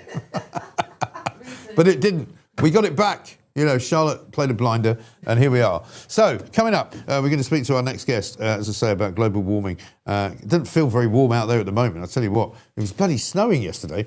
Ted Newsome's here, and he's a researcher at the Global Warming Policy Foundation. He wrote an article this week for, I think, the Toby Young Freedom of Information. The Daily Skeptic, that's right. Basically saying headlines linking climate change to extreme weather have dominated public debate for years. Ted Newsome says enough is enough, which I'm very pleased to hear. Ted, very good morning to you. Good morning to you, Mike. If you'd been exactly anywhere... Right. These kind of headlines that are constantly forecasting events 100 times more likely. There was a heat wave last summer, and some news station put out that it was 100 times more likely because of this weather attribution study, which essentially seeks to attribute extreme weather, which is always going to happen, to climate change. Yeah. And, well, I don't know how they do it, but these scientists attempt to forecast, they attempt to forecast a model of the climate without human impact. Right. So they get that, they trust their modeling, and then they use it in these studies to create these ludicrous figures. They put it out in a press release to avoid community scrutiny, essentially. And then the headlines pick it up, and people like Ed Miliband will read it and say, we've got to go further and faster on net zero. Yeah. Well, Ed Miliband uses every excuse to find it to go closer and faster to net zero. I mean, he now says that the Iran war is a good reason why we should get closer and faster to net zero, because then we wouldn't be so reliant on the Middle East for oil and gas. But, you know, he talks absolute and utter cobblers, doesn't he? He's not a scientist. He's never been a scientist. He's got no clue about the intrinsic kind of nature of the climate or the planet. He's got no expertise in any area whatsoever. He's simply a talking head. He might as well be a talking sock. He doesn't have any kind of evidential information to supply us with to convince us, other than this kind of zealotry that he's got, that we must do it because it will save the planet. And you go, well, why? And you can't answer that question. Yeah, and he's certainly not an economist either, because if he was, he'd look at energy bills and he'd think to himself, my gosh, these are high. Yeah. And when you dig into why the energy bills are high, it's because we don't have the firm power. So we're importing energy from overseas, when in reality, if we were to, say, drill in the North Sea or exploit the gas under our feet, we wouldn't have to be paying the transportation costs or the liquefaction costs for natural gas that we do at the moment. And it's driving up our energy. And another thing, the green taxes that are being piled onto our bills that are essentially, well, nearly doubling the price of gas from wholesale to retail. He could get rid of that overnight. I mean, Keir Starmer said yesterday that it's up to him whether to further develop the North Sea or to drill anywhere in the country. And look, we know with Ed Miliband, he's just not prepared to do that. And it's a kind of green zealotry almost that's bringing him towards this conclusion that net zero has got to happen by hook or by crook. Yeah, well, the question I always ask any politician who wants to talk about net zero is, what would happen if we actually achieved net zero? Because, of course, one, they don't really understand the term. Two, they don't really know what would happen if they did achieve it, because they don't really know what achieving it would actually do. And they can't ever answer that question. And so as far as I'm concerned, if you can't answer why we need to be at net zero and what would then be the benefit, then let's stop bothering to ask why we need to get there.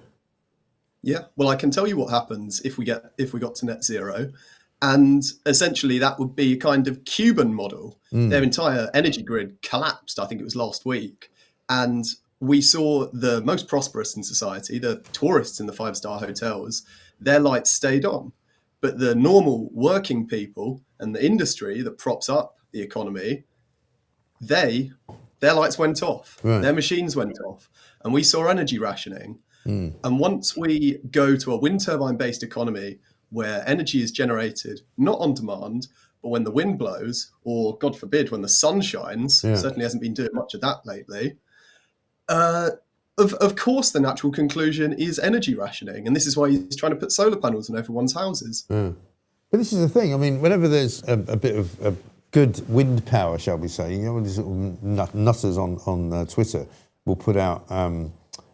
today, 65% of the national grid was powered by wind energy and solar. But that's hardly ever the case, is it? I mean, over the course of a year, 365 days, almost, I would say probably, 355 days of that, wind power does not power the power grid at all. Yeah, and let me tell you another thing.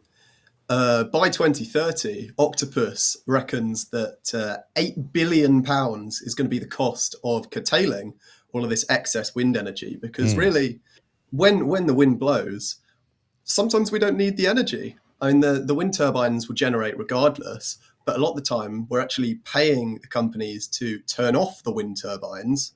This is bill payers and taxpayers' money. We're paying them to turn off the wind turbines rather than actually power our homes.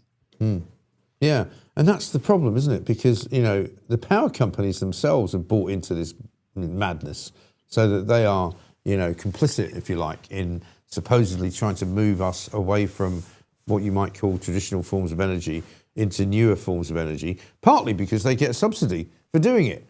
And it's all a bit of a broken product. And somebody was talking to me yesterday about GB Energy, the company that was formed by the government as soon as they got in, run by a former chief executive of Siemens called Jürgen. We like Jürgen. He doesn't have a job. He doesn't have an office. He doesn't have an organisation. It's a quango. It's kind of a middleman for funneling money through, so that they can justify, you know, spending basically sort of donations, if you like, to energy companies to be more green. But the whole idea of GB Energy is a sham. It's like the Wizard of Oz. He's like sitting behind a curtain, you know, doing all that with the, you know, the dog suddenly pulls the curtain away. You go, oh Christ, there's Jürgen. What's he doing? You know, he's not doing much. Well, yeah, I mean, it seems like GB Energy is a total cash grab. With Ed Miliband in charge, obviously we know who's really steering the government, Miliband, and look, he'll give out contracts to anyone, as long as they're renewable energy. So when you've got something like GB Energy, I get a kind of funny taste in my mouth when people talk about it, because even though it's branded quite well, it's got the Union flag plastered over everything. Really, when you dig into it, it's all about giving more money to intermittent renewables companies that aren't actually going to help the energy crisis. Yeah, no, exactly. So do you have any proposals for what the rest of the year is going to be like? Because obviously last year, when, as you say, we had a very hot summer, I kept sort of waking up in the morning to reports of risk of wildfire. And you kind of going, we're not in Malibu. You know, there's not a risk of wildfire in Essex or, you know, Windsor or Godalming. You know, there might be the odd, you know, hot place to go and lie in the sun in, but it's not, you know, we are not in the bush. Yeah, trust me, I'd know about it. I'm in Clacton right now, and if there were wildfires breaking out, maybe I'd be a bit more concerned. But no, obviously this is lunatic science put forward by people who kind of they're smart enough to know better. Ultimately, if you're saying with some certainty that an event is 100 times more likely to happen based on modelling that you can't either prove or disprove, I don't think that's very good science. And certainly what's not very good science is putting out your conclusion via press release to circumvent proper scientific scrutiny. It's not how we should do science. Questions just come in for you before you go, Ted.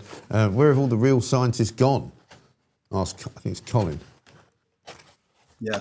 Well, if you want to see a little bit more balance and nuance to the debate, I'd suggest that you follow the Global Warming Policy Foundation, because the research we've been putting out recently, we did a report on the wind auctions that recently came out. Newsflash, it's not good for your bills. They're going to go up. Obviously, this report that's come out this week on weather attribution studies, essentially debunking them. Feel free to give that a read.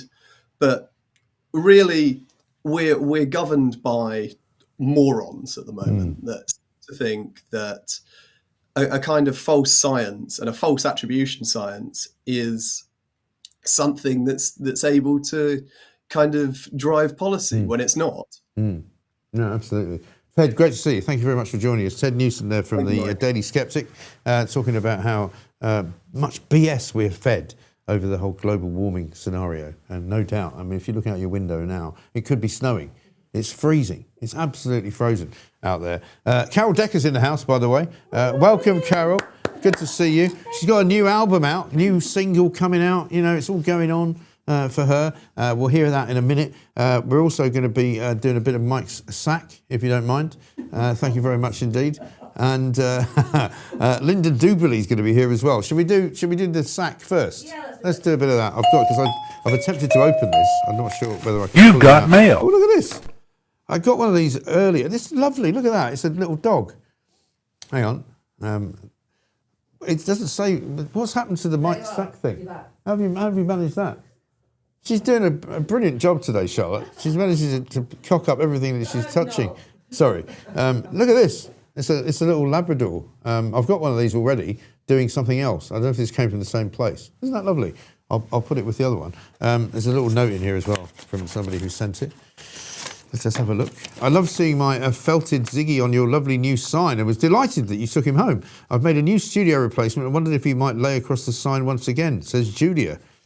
Well, yeah, because we had him there, didn't we? So you've made a new... So there you go. How about that? Look at that. Is that lovely? Can you see that? No, you can't. Shall I push it forward a bit? No, push it back a bit, maybe. Bring it back more. There you go. There we are. Isn't that nice? There we are. Very lovely. Thank you, Julia. Very kind of you. Also got a couple of cards here as well. One from, shall we say, from Pauline and Andy in Suffolk. With a dark cloud hovering over the UK, just a little something to brighten your day. We honestly hope you have a lovely time, Mike. Thank you very much indeed. From Suffolk. And then this one has got an actual heron on it. Heron card. Very nice. And this is from Philip, who says, great show, Mike. You have some fantastic guests to keep up the good work. Well done to Pooch and Charlotte for all the work they do behind the scenes. Excellent. Well done. Pooch has unbelievably taken a couple of days off. I don't know why we let him do that. He's gone off on a little trip abroad to Europe. Can't say where, obviously, for secretive purposes. But coming up, before we speak to Carol Decker and find out about her new song, let's talk to Ms. Duby. Actually, an update on the poll as well. What should the new Archbishop of Canterbury do first? Front page of the Times, which I'd like to show you, but I can't because I ripped it up earlier because I'm so annoyed. The new Archbishop of Canterbury is a woman, right? And what should she do first? Declare Islam the religion of Satan. 2, excommunicate Harry and Meghan. 3, ban Keir Starmer from Westminster Abbey. Or 4, outlaw trans ideology. Apparently 65% of you think that she should declare Islam the religion of Satan.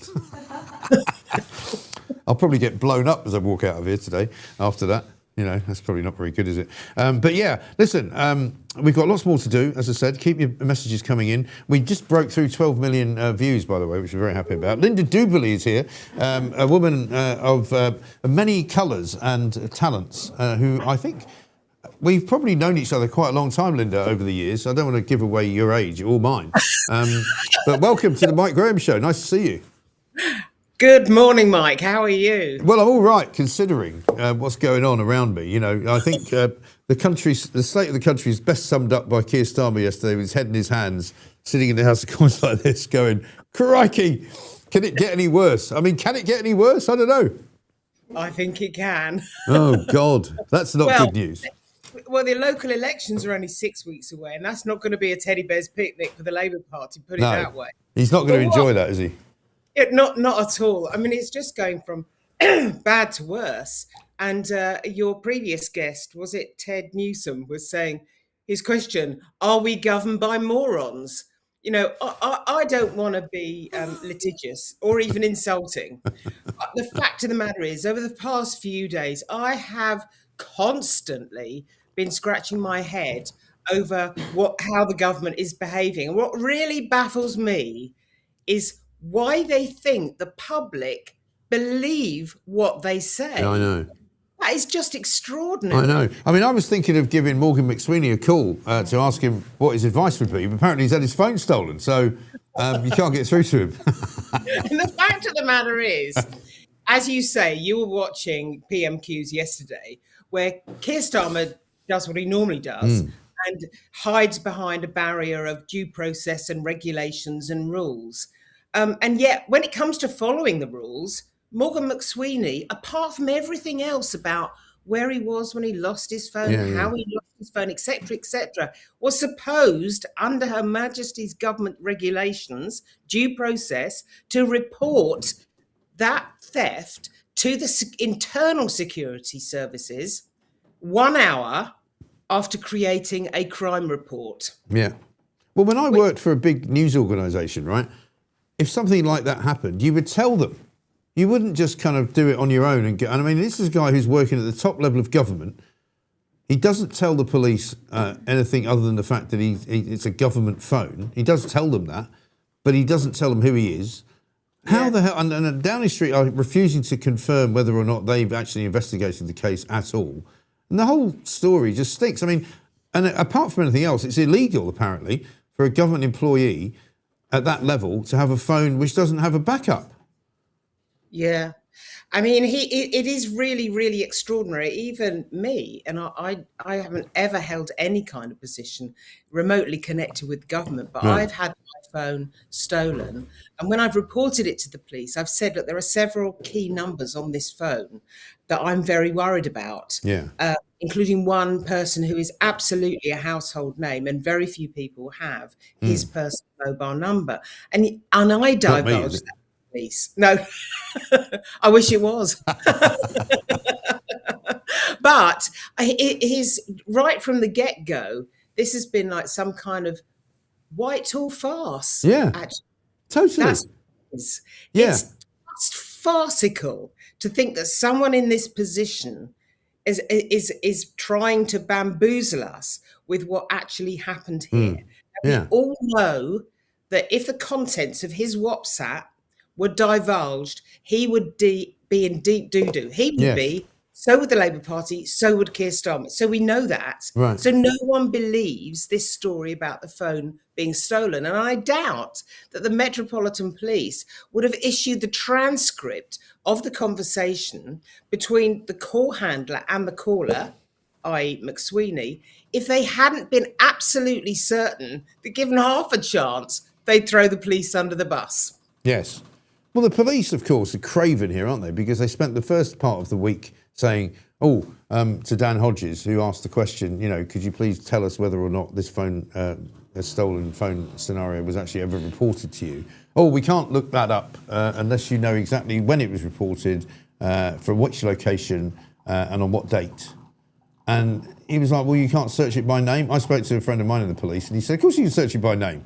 You know, not a problem. So first they sort of tried to obfuscate the whole thing. Then they finally released the actual conversation. And they managed to get it so wrong. It tells you what's wrong with the police. They relocated the phone theft from Brewer Street, I think,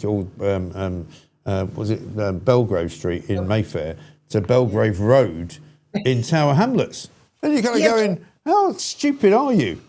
But the thing is that when you read the transcript, which doesn't have what you could call the ring of truth about it, read the transcript, Morgan McSweeney doesn't make any attempt to correct that mistake in the location. No. Now, that doesn't ring true at all. Right. I mean, and the other point is, he was apparently, I'm told, walking down the street actually holding the phone and either speaking or using it to send messages, which means the phone's kind of live at the time of the theft. Now, that's an extremely dangerous thing to do.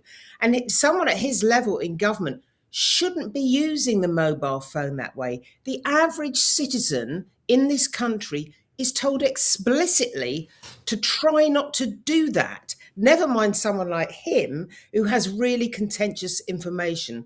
Obviously, the information we're concerned about is the information surrounding Peter Mandelson. But I guess many of those messages are because Peter Mandelson's phone has been secured by the security services. So many of those messages are going to come out, I hope, anyway. Well, that's right. But I mean, as you say, imagine what else is on the phone. You know, this is a guy who was the chief advisor, chief of staff to the Prime Minister of the United Kingdom. You know, presumably there's quite a lot of stuff on there which is of a sensitive nature. Yeah. And he's the only bloke in Britain that's got a WhatsApp account that he can't recover. Yeah. I mean, sorry, it's ludicrous, isn't it? And I mean, to me, it seems to me that it's possibly, potentially, a criminal act. Because if you're actually misleading not only the public, but the police as well, and you're saying, I can't provide you with this information that you need for your criminal investigation into Peter Mandelson, that's obstruction of justice, isn't it? And that can have a custodial term attached to it. Yeah. So it's a very, very serious situation. And I kind of think, in many ways, the story's got more legs. It's got further to run. And it's one of those stories that people can understand easily. They can get their arms around it because you can imagine it in your mind's eye. There's old Morgan McSweeney trundling Whitehall with his phone, etc., etc. And so I think in many ways, if it goes a certain way, this could be the smoking gun. Yeah, I know. That's the thing. There are so many problems here. There are so many issues. And I mean, this is only the latest crisis for this government. This is the thing that I've been saying for the best part of the last year, really. I mean, I've been doing this show since January. But since even January, every bloody week, there seems to be a new crisis for the government, whether it's the Chagos Islands, whether it's, the European Union, whether it's Iran, whether it's, a terrorist attack in the UK, in North London, that they don't want to call a terrorist attack because it's a hate crime, apparently. I mean, literally one thing after another. And when this McSweeney thing goes away, or Mandelson goes away, there'll be another scandal. Yeah, but you see, I think the Mandelson-McSweeney thing it isn't going anywhere and will not go anywhere, precisely because it's never been really put to rest. Yeah. And so it grumbles on. And whereas all the other things we're talking about are actually much more serious, the war in Ukraine, the situation in the Strait of Hormuz, et cetera, et cetera. This is the one that resonates with the public. And that's what means it won't go away. And I think with 6 weeks to go until the local elections, I think that, we've reached a tipping point now. And it could be that one issue. Yeah. Remember, Al Capone wasn't done for murder or organised crime. Yeah. It's a bit like Angela Rayner. Yeah, that's right. How right you are. I know, extraordinary. Linda, listen, great to see you. We must get you back on a regular basis. Great to talk to you, and really, really good to hear your views. So thank you very much indeed. Before I do anything else, and before we talk to Carol Decker, who is here, I'm very glad to say, should we do a bit of Mike's meltdown? Because one of the things that we want to talk about this morning, which we haven't talked about yet, is a strike, believe it or not, that the doctors want to have. Check this out.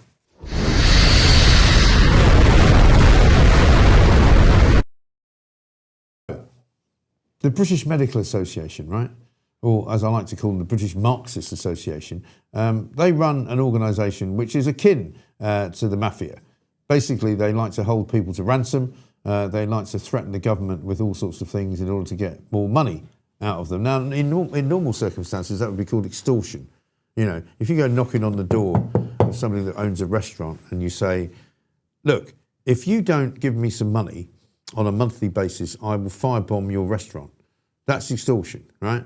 That's a criminal act. The BMA do it in a slightly more subtle way. What they go is under the door of Wes Streeting, the Secretary of State for Health, and they say, if you don't give us any more money, we're not going to help anyone. We're not going to actually fix anyone. We're not going to do any operations. We're not going to treat any patients in the NHS. We're going to go on strike and we're going to stand outside the hospital and we don't really care if people die. That's what they're going to do. That is the same thing. That is extortion. Over the course, I think, of the last 2 years, since Labour have been in, they have been on strike for a total of something like 50 odd days. They have cost millions and millions of pounds, hundreds of millions of pounds actually, to the NHS. They've cost millions and millions of operations, which can't be done because they've just completely refused to work. They call themselves resident doctors now rather than junior doctors because they thought that was a bit insulting. But they are, in fact, junior doctors. I refuse to call them resident doctors. I prefer to call them scumbags, frankly, because when you become a doctor, you spend a lot of time qualifying, yes. It costs you probably quite a lot of money to do so, but you end up having a pretty nice life. All you've got to do is go to any hospital in the land and check out the doctor's car park. And what you'll see in the doctor's car park is quite a fine collection of Bentleys, of Range Rovers, of Land Rover Defenders, of Lamborghinis, of Ferraris. And they're all working for the NHS, they're all working for the public sector, but they're making an absolute and utter fortune, right? So it's not a difficult job. It's not a hard-pressed job. They're not going down a mine. They're not, having to scrape the blood and nails out of their hands every time they get home. No. But they're very, very skilled people and they're very, very well trained and they know what they're doing and they're very well educated, mostly at our expense. But now, the latest kind of insult is that they've threatened Wes Streeting, who's called it enormously disappointing, because that's all he can say. They've said that they will go on strike from 7 a.m. on Tuesday, April the 7th. Now, imagine what day that is. What do you think Monday, April the 6th is? Let's have a look. Ooh, it's Easter Monday. So they won't have been at work on Good Friday because they don't work bank holidays. Many of them say they suffer from ADHD, which makes them apparently incapable of working at the weekend. So they won't be working Friday, Saturday, Sunday or Monday. So that's already 4 days off, right? And then on the Tuesday, the 7th, they're going to go out for an entire week, which means they'll basically have a week and a half off. So the last day they'll work probably is Maunday Thursday, if you remember that, if you're a Christian, right? They won't work Friday, Saturday, Sunday, Monday, Tuesday, Wednesday, Thursday, Friday, Saturday, Sunday. I've lost count. I haven't got enough fingers. But they'll be off basically for 2 weeks. So if you've got an operation planned over Easter, which you've been waiting for a couple of years to get, sorry, you won't be getting it. If you've got any opportunity to go private, I would do so now, even if you have to save up the money to do it or take out a loan. These complete and utter scumbags will completely ruin the NHS, right? This will be their 15th strike in 3 years. And don't forget that they've had a 56% pay rise already. Already they've had that. Because as soon as the government got in, they said, we're going to stop all striking from the BMA and doctors. We're going to give them a load of money. They won't want to go on strike. It says here, the British Medical Association announced a 6-day walkout over pay from Tuesday, April the 7th. The BMA are demanding more pay for doctors, despite bagging rises of up to £12,000 a year since the dispute began in 2023. So since 2023, 3 years ago, they've had a £36,000 pay rise. That's bigger than the average income in this country, all right? Dr. Jack Fletcher said, we have made clear throughout this dispute that our aim is to pay restoration and any deal that did not move us substantially in that direction was not going to fly. These are the same people that said they wanted to have their pay raised in line with inflation when inflation was like 11%. Well, it's now back down at something like 3%, but they haven't reduced their demand. I mean, they're just complete and utter bastards, as far as I can see. Don't be a doctor if you don't want to help people. Go and do something else. Why don't you go and be a door-to-door salesman or something and prey on people and put them in hospital? You might as well. Unbelievable. Anyway, so that's my rant, my meltdown of the day. The BMA, absolute... the Bastard Medical Association, I think we could call them. That's what they do. Coming up, though, we've got good news. We're going to end the show on a high because Carol Decker is here. And she might not sing for us, but we will play her new song and we'll have a listen to it. And it's all, I can tell you, by the way, I've already heard it. It's great. And that's coming up after this, right here on The Mike Graham Show. Good morning, world. I'm Edward Hughes with your Thursday news. Chancellor Rachel Reeves just dropped her spring statement, £2.2 billion extra for defence, while describing the economy as grim. Because nothing boosts national security like borrowing more during a financial frown. The House of Lords voted again, 266 to 141, to ban under-16s from social media. Peers know best how to protect kids from toxic apps. By having more unelected lords decide what's safe. Government still pretending a consultation will fix it. Resident doctors are striking for 6 days in April because NHS waiting lists were getting a bit too short and patient care needed that extra holiday vibe. Health Secretary calls it the best and final offer. We'll see. Starmer's authorised the Royal Navy to board Russian Shadow Fleet tankers in UK waters. Finally, some bold action. Bravely intercepting oil tankers in our own backyard while Putin laughs from Moscow. Reform MPS dramatically stormed out of PMQs yesterday, after Farage's small boats question got the usual non-answer. Theatre at its finest. And the BBC has a shiny new boss, former Google executive Matt Britton, because what the corporation needed most was more big tech efficiency to fix its trust issues.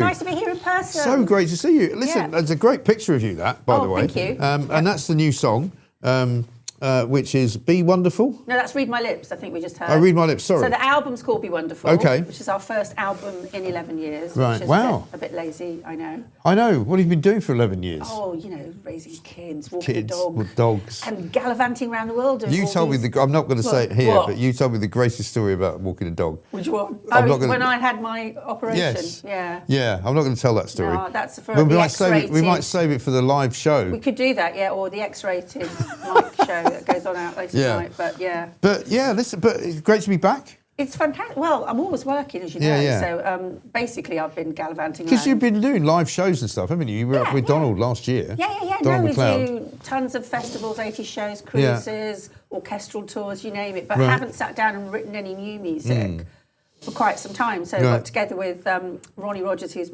always been my partner in Pow, and who's been very cross with me for not sitting down and writing an album. And so finally we did it. We had a couple of songs that we were on the back burner. We did a bunch of new songs, and then Be Wonderful, which is the title track, actually came out as a download single a couple of years ago, but kind of slipped under the radar. So we remastered it. We thought it was a lovely title for the album, and then the picture on the front of the album is me when I was 10. Oh, wow. Yeah, I saw that picture. It's lovely. And I guess the whole kind of business has changed, hasn't it, 11 years? You know, you've now got this ludicrous thing called Spotify. That even we've got a podcast on Spotify, which just sounds mad. I know, but that's a different interview because the streaming service has decimated the income for lots of us working. For so many, Because I was told by somebody in the business that unless you're kind of Adele or top 2%. You're not really making much money from that. No, but because I just want to get my points across before we run out of time. Is of course we never run. The great thing is we don't run out of time, right? Because we can sit here till 12 o'clock if you want. Can we? I thought the show finished at 9:30. Well, it does, but it doesn't. It's not like the old show and talk where they go. Somebody else is coming into the studio, or there's some news. That's what I'm used to. We don't have that, so we can go over. Okay. It's fun. Well, So but I'll take tell your time. everybody. So we start the tour on the 10th of April in Leeds Varieties Hall, and the album drops that day as well. Okay. And we've done, if folks want to go on to power.co.uk, there's all the ticket links and stuff, and then there's merch links, and we've done 1,000 limited edition numbered and signed vinyls, which are flying out like hotcakes. Oh, nice. So if folks want to get... Yeah, because vinyls have kind of made a bit of a comeback, haven't they? Oh, massive. Yeah, my son, who's 21, lives in Manchester now, is a great expense to me in some student accommodation. We went shopping. He was down in Sussex for Christmas. And I said, there's a couple of old record shops down in Bexhill. I said, let's go and have a look. And we found a copy of the White, he loves the Beatles, right? Yeah. Found a copy of the White Album. And the guy in the shop, I said, how much do you want for that? And he went, oh, he said, I've only just bought it. And he said, I think I paid 60 quid for it. He said, I know. And I said, how about, I'll give you 70. And we thought we got a bargain because it's the original pressing of the first, and you know how they used to in those days number them? Yes. So it's that's what I'm doing. Yeah. So it's in the first pressing. And he absolutely loves it. And so he loves vinyl. Yeah. So I might buy him your album. We lost all ours in a flood years ago in London. And but my husband... What, all your albums? Yeah. God. Because we had a cellar kitchen, you know, as well as a hill in North London. So the kitchen was below the road and the pipe burst and we lost all our vinyl. God. But it's really building back up and now it's a new kind of vinyl. It's heavier, so you don't have to put... Remember you used to put a penny on the stylus to stop it from bouncing after a while. So it's all more technical. But no, the vinyl's absolutely flying, and we've done a coloured. The actual disc itself is going to be lots of bright splatter colours. Because I remember the old days of sort of post-punk, I suppose. I mean, I still have a clear vinyl of John Cooper Clarke doing his show in Manchester or something like that. You know, like a nightclub in the morning. You're the bitter end. I know. Brilliant. But it's just nice to have things like that, isn't it? And also, talking about taking your son to that record shop, it's an immersive experience. Like we used to go, save your pocket money or your Saturday job money, and you'd go down to the local record shop or our price over, and just going through all the alphabetised sections and looking at the artwork. And back then, a lot of the bigger artists would have artists do paintings and stuff, so they're real collectibles. And then you've got the lyrics and all the notes, who was involved, and it was just a whole experience as opposed to... And also the idea, playlists. and also the great thing about taking it out of the shop and then going home, and like all the way home you're going, what's it going to sound like? And you put it on and you play it for the first time. It's funny. So we got the test pressings, and there's a massive lead up to when they can complete the pressing run. Right. So about 3 weeks ago we got the test pressings and we listened to 4 of them to make sure they were perfect, and then you give the thumbs up to the pressing. Because I remember buying one of the first albums I bought as a kid was the Got to Be There album, Michael Jackson's first solo album, and I got home with it from the record shop and it jumped all over the place. Ooh. So clearly somebody hadn't taken care with the original pressing. Isn't that funny? But we have, dear viewer, we have. Yes. So you can. So where can people get their hands on that? Do they have to get it online? It's on the website right now. Okay. So on the 27th tomorrow, Read My Lips drops digitally. So that's on all the platforms. So please enjoy. But the album Be Wonderful, like I said, it's on power.co.uk. Signed limited edition vinyls, and then it will be CD, and then it will have to go to the streaming platform. And so CDs are still a thing, because I assume that people have kind of. I can understand people want to go back to vinyl, but would you want to go back to CDs? Because I've got loads of CDs. My car now doesn't even have a CD player. No, I know, but a lot of our demographic, our age group, a lot of folks, certainly at the shows, lots of people still buy CDs. Do they? So clearly they're still playing them. Because I haven't really. I don't think I've got anything to play it on now. Because I don't even have a CD player anymore. No, well, you're probably a streamer, aren't you?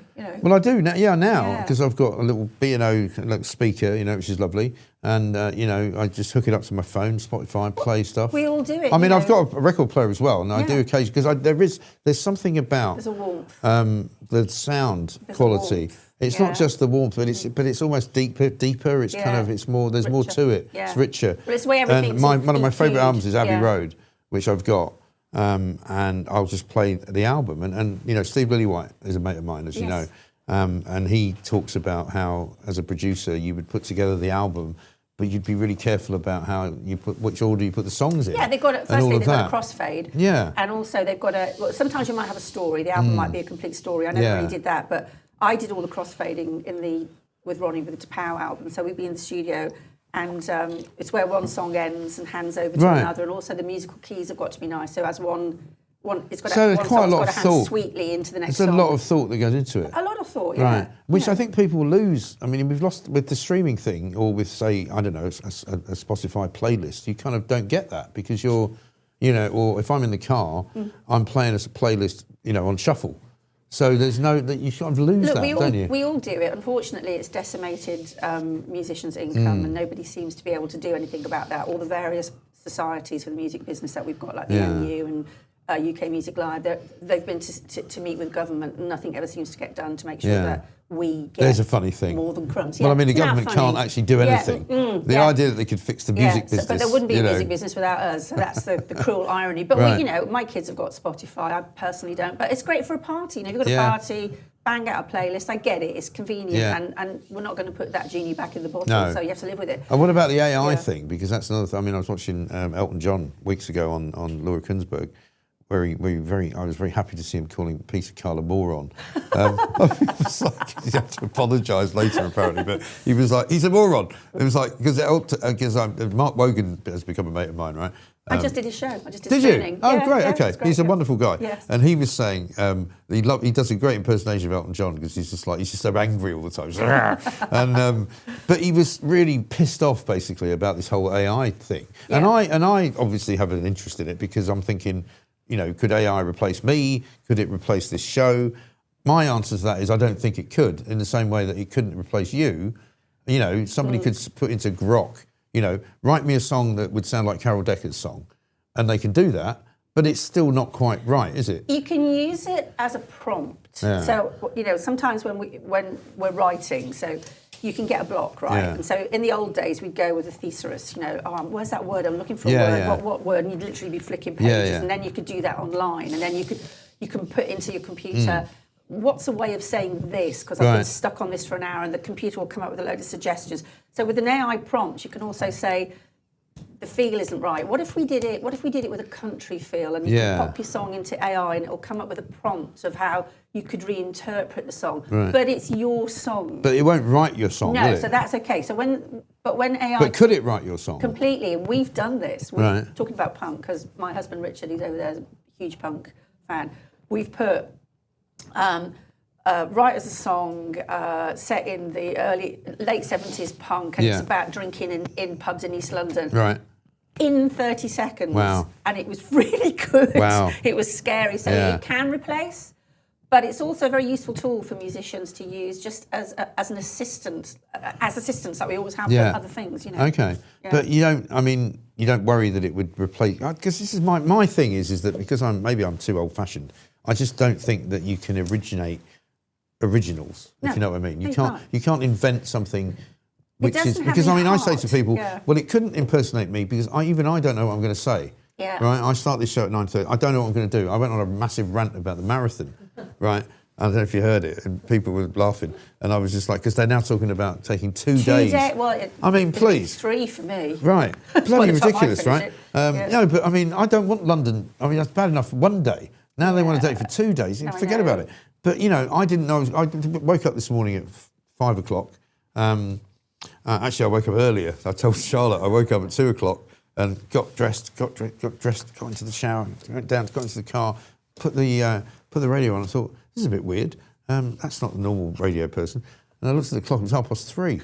And I went, oh! So I literally went round the block, parked the car, went back upstairs to bed. I got up at 5 a.m. to get in here. But I didn't know I was going to do that, is what I'm saying. So, AI couldn't possibly predict that. So AI couldn't replace that, in my view, anyway. No, what it can do is impersonate at the moment. But, rise of the machines, who knows what's going to happen in the future and what can we do about it. And what about your regimen? So you're going back on the road for the first time in a while. I know you've been doing shows. But as a tour, But as a proper tour, when was the last time you did that?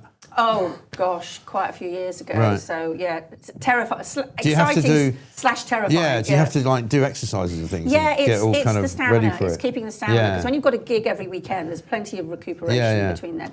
But to keep this show on the road, because you've got, you have to look, do 3 it says here, shows in a row. April the 10th, 11th, 12th, 17th, 18th, 19th, 21st, 23rd. Yeah, it's quite a hard run, that, isn't it? So I do work out. Is Richard going to be, He's helping my you tour along? manager. Is he? He's fantastic. Oh, that's Does good. my social media as well now, trying to get me up to speed on that.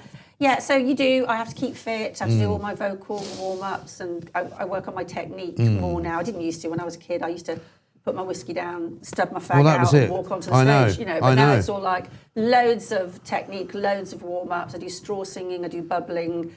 I can't drink before a show, so there's no Dutch courage. It's a boring herbal tea. Yeah. Whilst the band are usually in the nearest pub, necking a few pints. I'm super jealous. Yeah, but isn't that great though in a way, because it's your new self, if you like, without wishing to sound too kind of Californian. No, it's fun. But it's like me. We're up to Glasgow at the Oran Moor, which is gorgeous. Yes, I know it. And then the second gig of the tour is Bush Hall here in London. So it'd be great to see a load of you at Bush Hall. That's a lovely venue. And tickets available where? Where can you get them? Come on, Richard. There's a link on the website. There's a link on the website. On the Tapao website. Yeah. So it's all the W's, no apostrophe, all lowercase. So TPAU, tapao.co.uk, and you've got everything. You've got the ticket links, you've got the vinyl album offer, and all sorts of merch and all the rest of it. Of course, I have my own cups now because I have to have china in my hand. Of course. So, I mean, you can't not do that. No, you can't not do that. I've gone with it now. I used to kind of resent all the jokes, but I'm with it now. It's a great song. Because it's a brilliant song. I just meant the joke. No, I know, but also it's just a brilliant song. When people go, yeah, China in your hand, blind, and you always corrected me, aren't you? China in my hand, it's not your hand. China up your bum. Yeah. So we'll be putting in all the hits. So we had 8 top 40 singles, 3 top 10 albums here in the UK, and favourite album tracks that our die-hard fans love. And we're putting 4 to 5 new tracks in. Okay. We don't want to overwhelm people with stuff they Well, the haven't new heard one's before. great, though. I like that a lot. Isn't it? It's really energetic. Ronnie and I wrote that with a fantastic producer, a musician called Anthony Clark, who did the guitars on it. Right. And did you record it anywhere particularly special? Or? Well, I think Ant did a lot of the backing at his place. I think he's down Wiltshire way past Stonehenge. Last time I was at his studio. But Ronnie has his own studio in Monmouth. And again, it's a bit like this, isn't it? You can do it anywhere, can't you, now? Yeah. I remember I went to see Steve Lillywhite in New York, and he was in the Electric Lady Studios recording, and it was when I never actually met him, but we'd had him on the show a few times. He's like, why don't you come down and see us at the studio? I was like, okay. I said, what are you doing? He's like, I'm doing U2's new album. And I was like, as you do. Okay. And then I ended up sitting in a room with The Edge, who had an Apple Mac. Yeah. And was playing me songs. He goes, what do you think of that? And I'm going, I think it's quite good. What are you asking me for? But he was saying, in the old days with the old tracks and your 24 tracks and the 64 track studios and all that. But it's now all on a Mac. It's a lot smaller, but because I'm absolutely useless at tech, I'm useless. I don't have that brain. So I can't, like, for example, Ronnie can't work on the song in Monmouth and send me the files for me to work. I can't do that. I've got to go to Monmouth, I've got to sit beside him, point and shout. I quite like that, though. I have to, I just can't. After all these years, I don't know what. I'm in awe of Charlotte. I don't know what all the buttons do. My kids are all over this stuff. My kids edit all my videos for me, but I can't do it. So we probably could be quicker if I was tech savvy, but I'm not. So I go to Monmouth, where Ronnie has his studio, and I have to be in the room. Right, I think that's great. And you're coming to our live show on the 6th of May. Thank you for inviting me. Which is after you've finished all these talks, so I hope you won't be worn out. No, I won't. But like I said, I don't want to sing. I you want don't to have have to a sing. drink. No, you're going to have a drink. We're going to bring you out on the stage, and we're going to have a laugh, and we're going to talk about. I mean, who knows what state the country will be in by then? I mean, we're now coming up to the end of March, so April, May, with 2 more months to go. Yeah. I mean, hopefully they'll have solved the crisis in the Middle East, and it'll be the day before. Well, I'm going to do that when I finish my tour. It'll be the day before. Yeah, okay. I'll sort that out. Sort that Don't out. worry about it, Just pop over to my daughter's in Dubai, right? Yeah. And I'm kind of going. I sort of send her a message every now and again. How's it going? She's like, it's a bit quieter today. I'm like, oh, great, that's nice. No, it's horrible, isn't it? Very, it's all up in the air, isn't it? Place. Yeah, everything is kind of up in the air. Yeah. And I love your opinions on all sorts of things, which we probably haven't got time to do today, but we will do. Certainly do it on the live show. Yeah. And we might do a little bit of plank of the week. Might get you in for that. That'd be lovely. As a plank pugilist. It'd be great. The plankettes. Yeah. I think if you have an all-female panel, it'd be the plankettes. That's a good idea. Yeah. Very good idea. Mother of my children sent me a message saying she loves your blouse. Oh, thank you. I got it on some random website. Really? It was about cheap as chips, but Okay. it's nice. It's got little jewels on it. Thank It you has. very much. Very nice, yeah. Always, Brilliant. It looks good. Well, lovely to see you. Thank you for coming in. Thank you for allowing me to tell everyone about the tour Not of the at all. album. Should we have a little blast of the song before we go? Should we play it out? You know, it's almost like we know what we're doing. You know, we go out. It's like what Michael Parkinson Like we had used. a plan. Like Michael Parkinson. It's like we had a plan, yeah. He used to play the song as you ended the show. Let's go, shall we?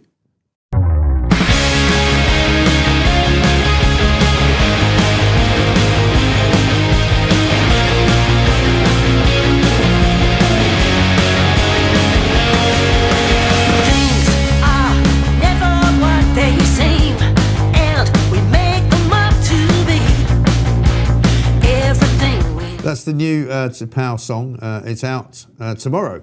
You heard it here first. You literally did hear it here first.